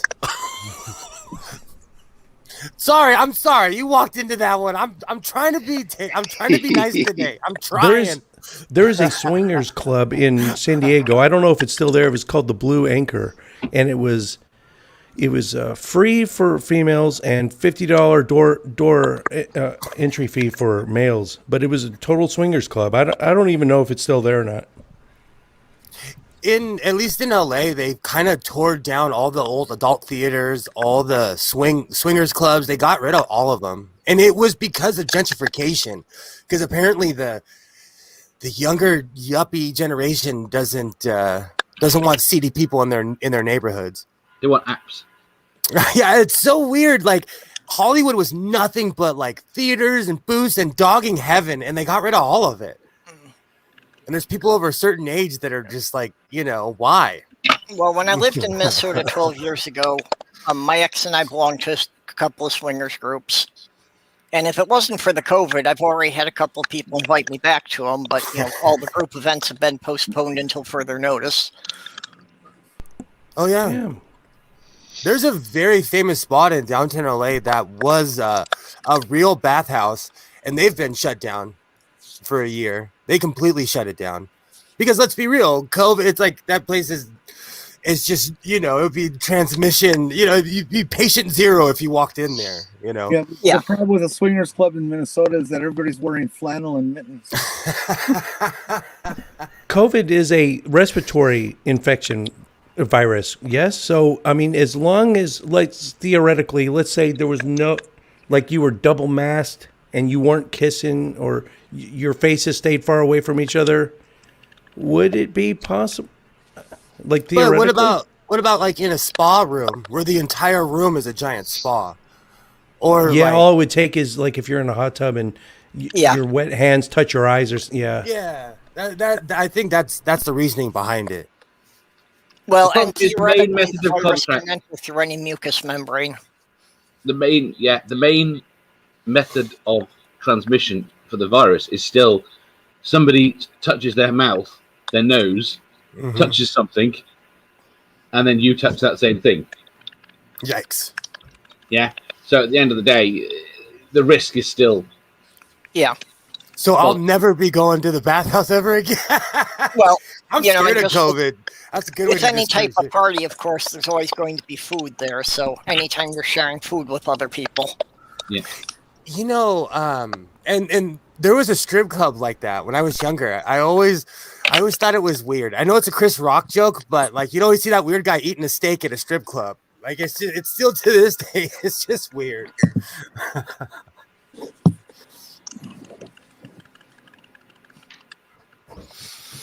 You know, I wonder. Now I gotta Google to see if they're still open now. Actually, my ex used to take me to a strip club, and it was kind of interesting, you know, when the dancers realized that she was getting into it more than I was.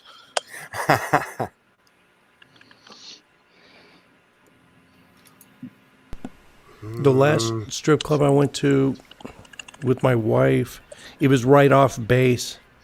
So you know those strip clubs near military bases. It was the middle of the day, like on a Tuesday. And so it was like it wasn't even the B squad. And the dancer on the main stage, literally, I'm not joking, you're going to call me a liar, but she was quite a bit overweight. That's no problem. But a full leg cast, broken leg. She's up there dancing with a full leg cast. Hey, you gotta get paid. Well, she's got paid the job. Bills. Man, you know what? This was actually back in the early 90s, actually before internet, that my ex and I had met because she was running a local computer BBS. So one of the guys that was on her BBS was a DJ at one of the Minneapolis strip clubs. So from time to time, he'd send her a free set of tickets. How do you know? You're too young to know what a BBS is. You explain it to the young kids. Yeah, I'm older than you are. No, you are not. You sound about 14. So, and you don't use a voice modifier. I'll be 57 in July. Oh, you're Aaron's age. Yep. I'm older than Aaron. Jesus Christ. Yeah, I'm actually like a year and a half older than Aaron, I think. No, I think he just turned 58. Okay.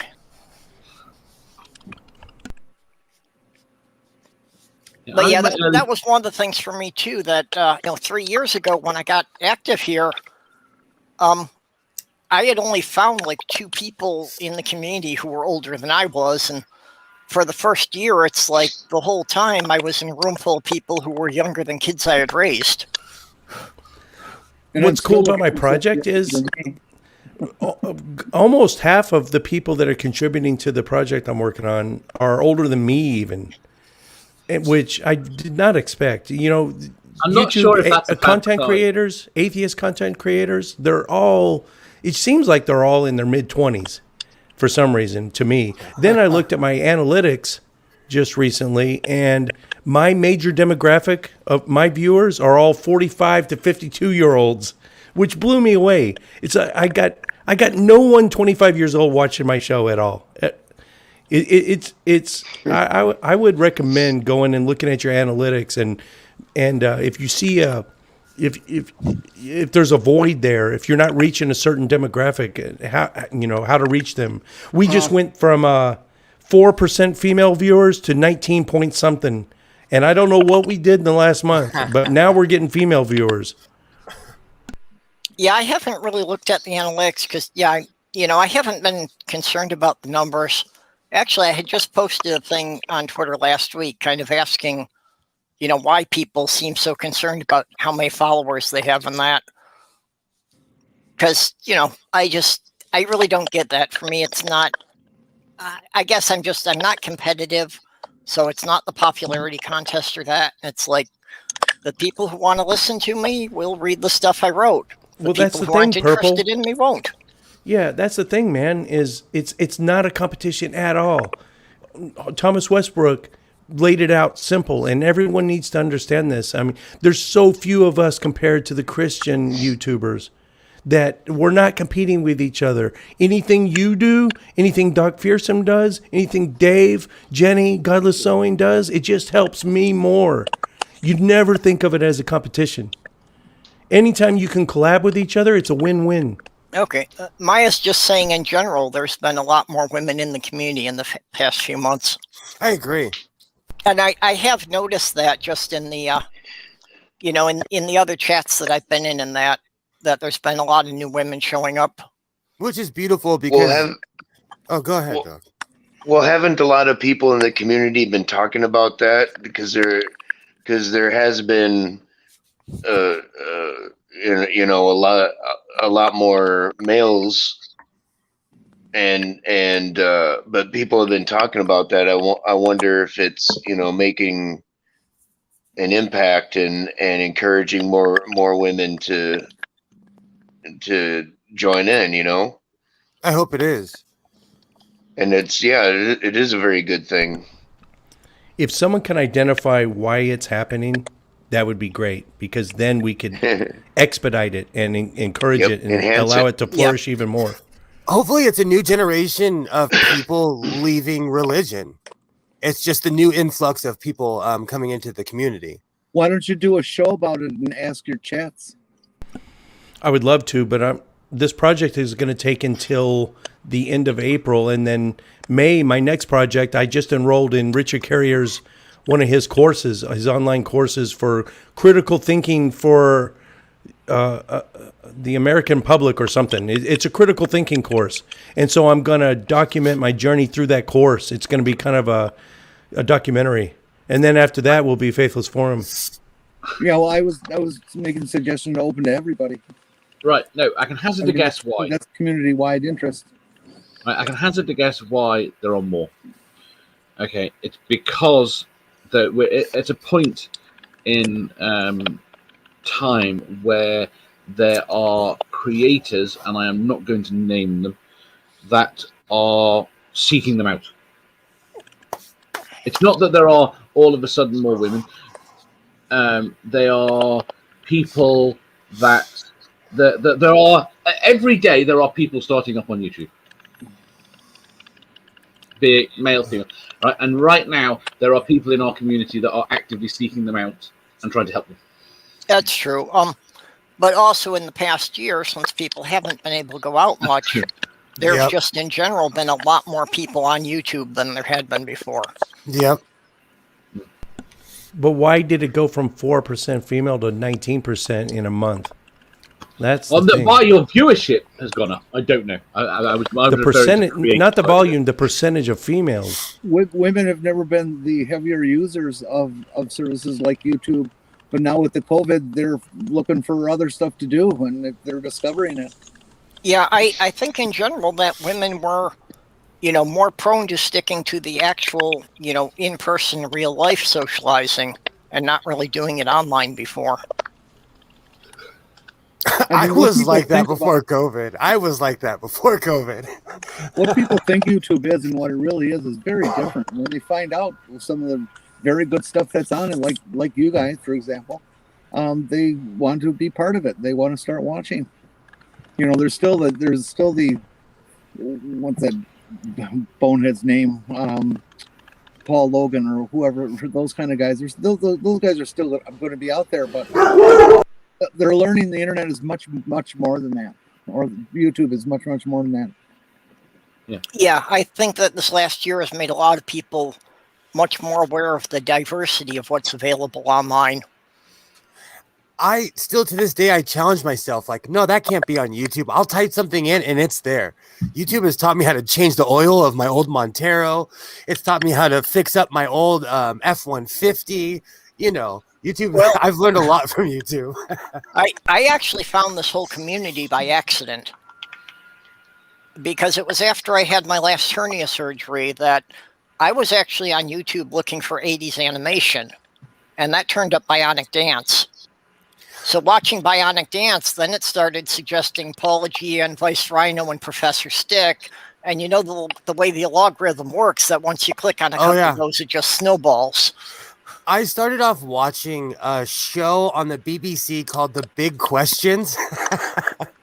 And then after I watched every episode of that show, I ended up typing in the word atheist to the search engine into YouTube. And it was you get sucked into a black hole at that. Yeah, but it would have never occurred to me. I would have never entered atheist as a search term. It would have never occurred to me to look for it. You know, I always considered myself an atheist, and then I never brought it up in my everyday life. It was not, you know, I didn't ask people like, hey, are you an atheist too? Then I got online and I was like, oh, yeah, there's a ton of people. You know, when I stumbled across it, where I was living was a town of 3,000 people that had 25 active churches. Yikes. You know, so it's like in that town, I couldn't say anything. You know, everyone, they didn't care which church you went to, but the concept that you didn't belong to any of them would have blown their mind. You know, so just the idea that there was some place I could go to talk about this stuff was really what kept me sane in that town for the last couple of years. Are you allowed to ask them which church they go to first? Oh yeah, you know, up there that's regular small talk. That's a conversation starter. Do the churches talk? I said, can you lie to them and say to that church you're going to the other one? And oh, that just doesn't happen here. People don't ask that question here. They don't walk up to you and say, hey, what church do you go to? It's like, hi, I like your jacket. I like your shoes, you know. It's usually more to the effect of, I know your mother goes to this church, but I don't see you there. Why aren't you there? I don't believe in your crap. So at my dad's funeral, we were in the back. There were like the church that I grew up in is huge. It's a huge Catholic church. My son has ASD and he has a tendency to speak out. Anyone who's been after a stream, they know my son has no filters. His mom, my ex-wife, she came with me, like she out of respect. So she looks at our son and she's like, don't say a word. In front of my entire family in the back of the church, he screams, what? I'm an atheist and so is my dad. Every single person turned around and looked at me at my father's funeral. Every single person. They didn't look at my son. They all just kind of looked at me and just gave me this look, and like they were shaking their heads. And these are people I've known my entire life. So they all know who and what I am now. You got doxxed by your kid. And I mean everybody. Because my pops was a popular person, so everyone I knew was there. You know? So they all know. So I was like a second coming out. Yeah, Purple, we have that in common because the very first, I'm a cradle atheist. I've been an atheist since I was 8 years old, but the first exposure to YouTube atheism was Bionic Dance, pretty much same as you, and Thunderfoot and 43 Alley, which he doesn't make videos anymore, but write it down, guys, and go to 43 Alley. And he's only got like maybe a dozen videos on there, but they're all just top notch. They're awesome. Yeah, I've seen that one. Do you know who I still follow? I still follow Bill Ludlow. Bill Ludlow had an amazing channel. He will be missed. It seems like there's more that are gone now than there are even active. It really blew up. You know when it really blew up was right when we started, April of 2017. Like March 31st, you guys have ever heard of the ad apocalypse?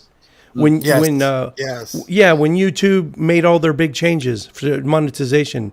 And you would think the exact opposite. You would think channels would die out because they're not making as much money. Or it's harder to make money. But the exact opposite happened. It ballooned. We couldn't have started our channel at a worse time because everyone and their uncle was doing it. It was just exactly opposite of what you would expect.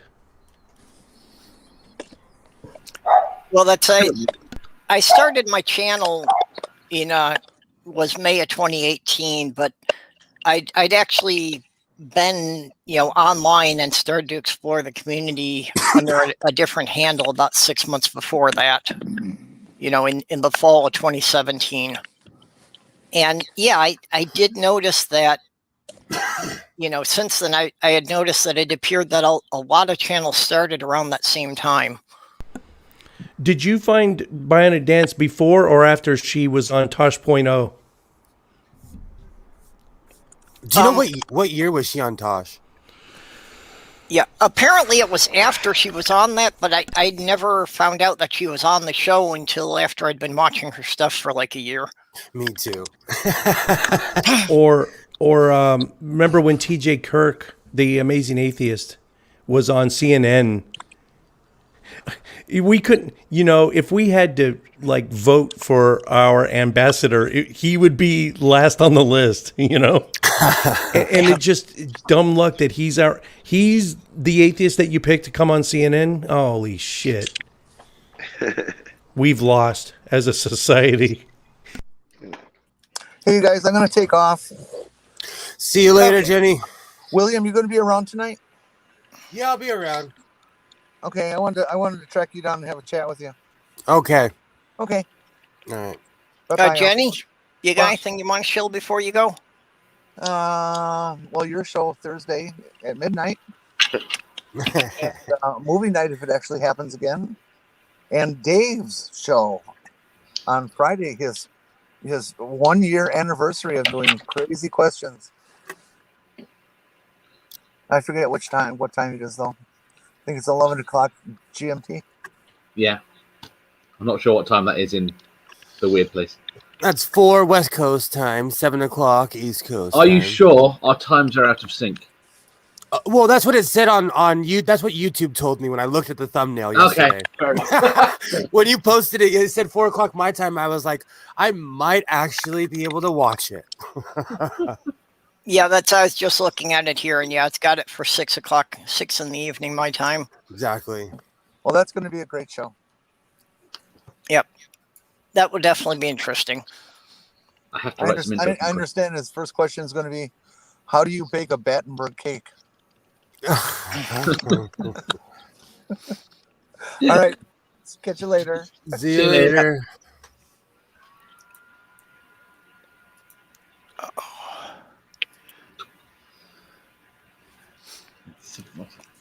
Yeah, actually, I should probably really wrap this up here, as I have to go drive today and pick up Sloth Girl's son. All right. Sewing Junior is obsessed with his BB guns, so we've been hanging out in the backyard. He'll be excited. He needs a tan. I need a tan. The sun's shining, so it's a beautiful day today. Well, we can't get tans delivered here for another 2-3 months at least. And I have to show off my Ireland jersey to make my neighbors feel uncomfortable. Yeah. It's probably better that I cut this off too before I get around to doing my rant on St. Patrick's Day, so. I spent too many years in the pagan community to see St. Patrick's Day the way most people do. I pulled this out because ever since I quit drinking, I haven't worn this. This was like a signal to people that I will not be coming to work the next day. If you ever saw me wearing this, I was not coming to work the next day. What ball club is that? Oh, this is an Ireland national jersey. Oh, wow. That means I'm not coming in tomorrow. My ex-wife, both of her parents were born in Ireland, so I have a lot of cool stuff from there.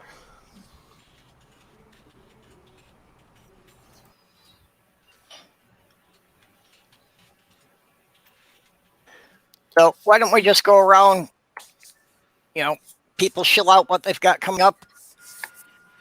So, Dave, we were talking about your show. You got anything else? No. Hopefully the following Tuesday. But other than that, no. It's just the anniversary. I didn't even realise it was anniversary 2 days ago. I can't believe I've actually done a year of it. It was a messed up idea. Has it really been a year? Wow. Yeah, to the day on Friday. It took me most of that to realize that Dave didn't have that bouncing thing on a graphic, that he was actually bouncing on like a Pilates ball. No, it took me forever to realize he's actually just bouncing on a big Pilates ball. And you're probably wearing like a green screen shirt, right? So you just your head? Yeah. That's fucking crazy.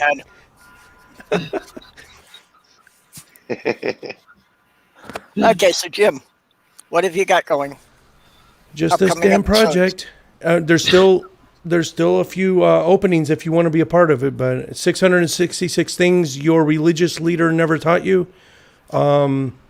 Episode 52 will be out tomorrow. There's episodes going out every other day. The best thing you can do is start at the beginning. Go Atheist Edge on YouTube, go to playlist and start at the beginning. And then the main reason I'm doing this is to showcase a lot of these up-and-comers, right? So as you're watching them, kind of take down their names. Go in the description section is a huge list of links. And go and check out their channels. You're going to find people that you've never even thought of before. Some are right-leaning. One is a Trump supporter. I'm not going to tell you which one. But, there's all different demographics. Yeah, I've been taking notes every time there's somebody on there I haven't encountered before. I have a choice. Okay, Will, what have you got coming up? Hi, I'm Godless Sewing from the Godless Sewing channel. Everybody go subscribe to the Godless Sewing channel. I sporadically post videos every Thursday. Jen and I do the What the Fuck show on Jen Little Corner's channel. But this week I'll be doing a live stream because she actually has a life and things to do. So I'll be streaming probably around 6:30, 7 o'clock, but it'll be on California time. So it'd be like 7 o'clock probably. And besides that, we do the WTF every week. Come on down. Be there, be square. I have a question before we run away. Do any of you know who Take Shot Action is? Who? Say it again. Sorry. Take Shot Action. No. Take Shot Action? No, I don't know what you're talking about there. Do they have a channel? Yes. Well, let's look them up. That's cheating. I wanted to know if you already knew about them. No. Nope. Fair enough. Oh, remain cryptic, Dave. I like it. It works. Doc, you got any appearances coming up? Nope. I'm a figment of your imagination. I don't really appear. Yeah, but you're one of the foundation pillars that's kept me doing this every week for the last 3 years. You're one I can always depend on to always be here every week. Well, I haven't always made it, but I think you've been here more than anyone else. I remember assigning Doc some actual items for this project, and you were too busy. You were too busy. I was. Well, I was too stupid. Do you want some? I didn't have any idea. I didn't have any idea of what I was doing there. So I was impulsive. I wanted to help you, but like when you actually saw the script, you were like, "Oh, that's going to be some work." I was like, wow, I have nothing to say about any of this at all. No knowledge whatsoever. Well, you know what? Worst case scenario, when Purple gave his first 10, he just read them right off the page. He didn't amplify. He didn't elaborate. And then the second one, he added some little quirky, funny comments at the end. By the third one, he's doing long 6-minute diatribes. So if you want 10, I've got some available. Well, that's all I'm saying. It was a matter of the content too, of just having subjects I knew enough about to go off on. That's the cool part is I assigned them randomly, but for some reason I don't believe in fate or destiny or divination. But it seems like if it's in your wheelhouse, you're going to get at least a couple out of those 10 that you really know well. Yeah. Anyway. Okay, well, we're going to wrap it up here, so thank you all for coming. appreciate everybody, including everybody in the side chat. And I need to thank my patrons. That this is part of the thing that still floors me, that there are actually people who are sending me money for doing this to help me keep going, paying for the StreamYards and some things. So I need to thank Vonric, Junie the Apostate, Ox, Robert X, Mikey Famine, the Lavender Lady, and Greg Hartwick, who are each sending me a few bucks every month to keep doing this. So thank you, everybody. Thank you, everybody, for bothering to come and hang out with us. And we will see you all then, tomorrow night at midnight. I'll be back here. Congratulations, Purple. Absolutely. Thank you. And there's the red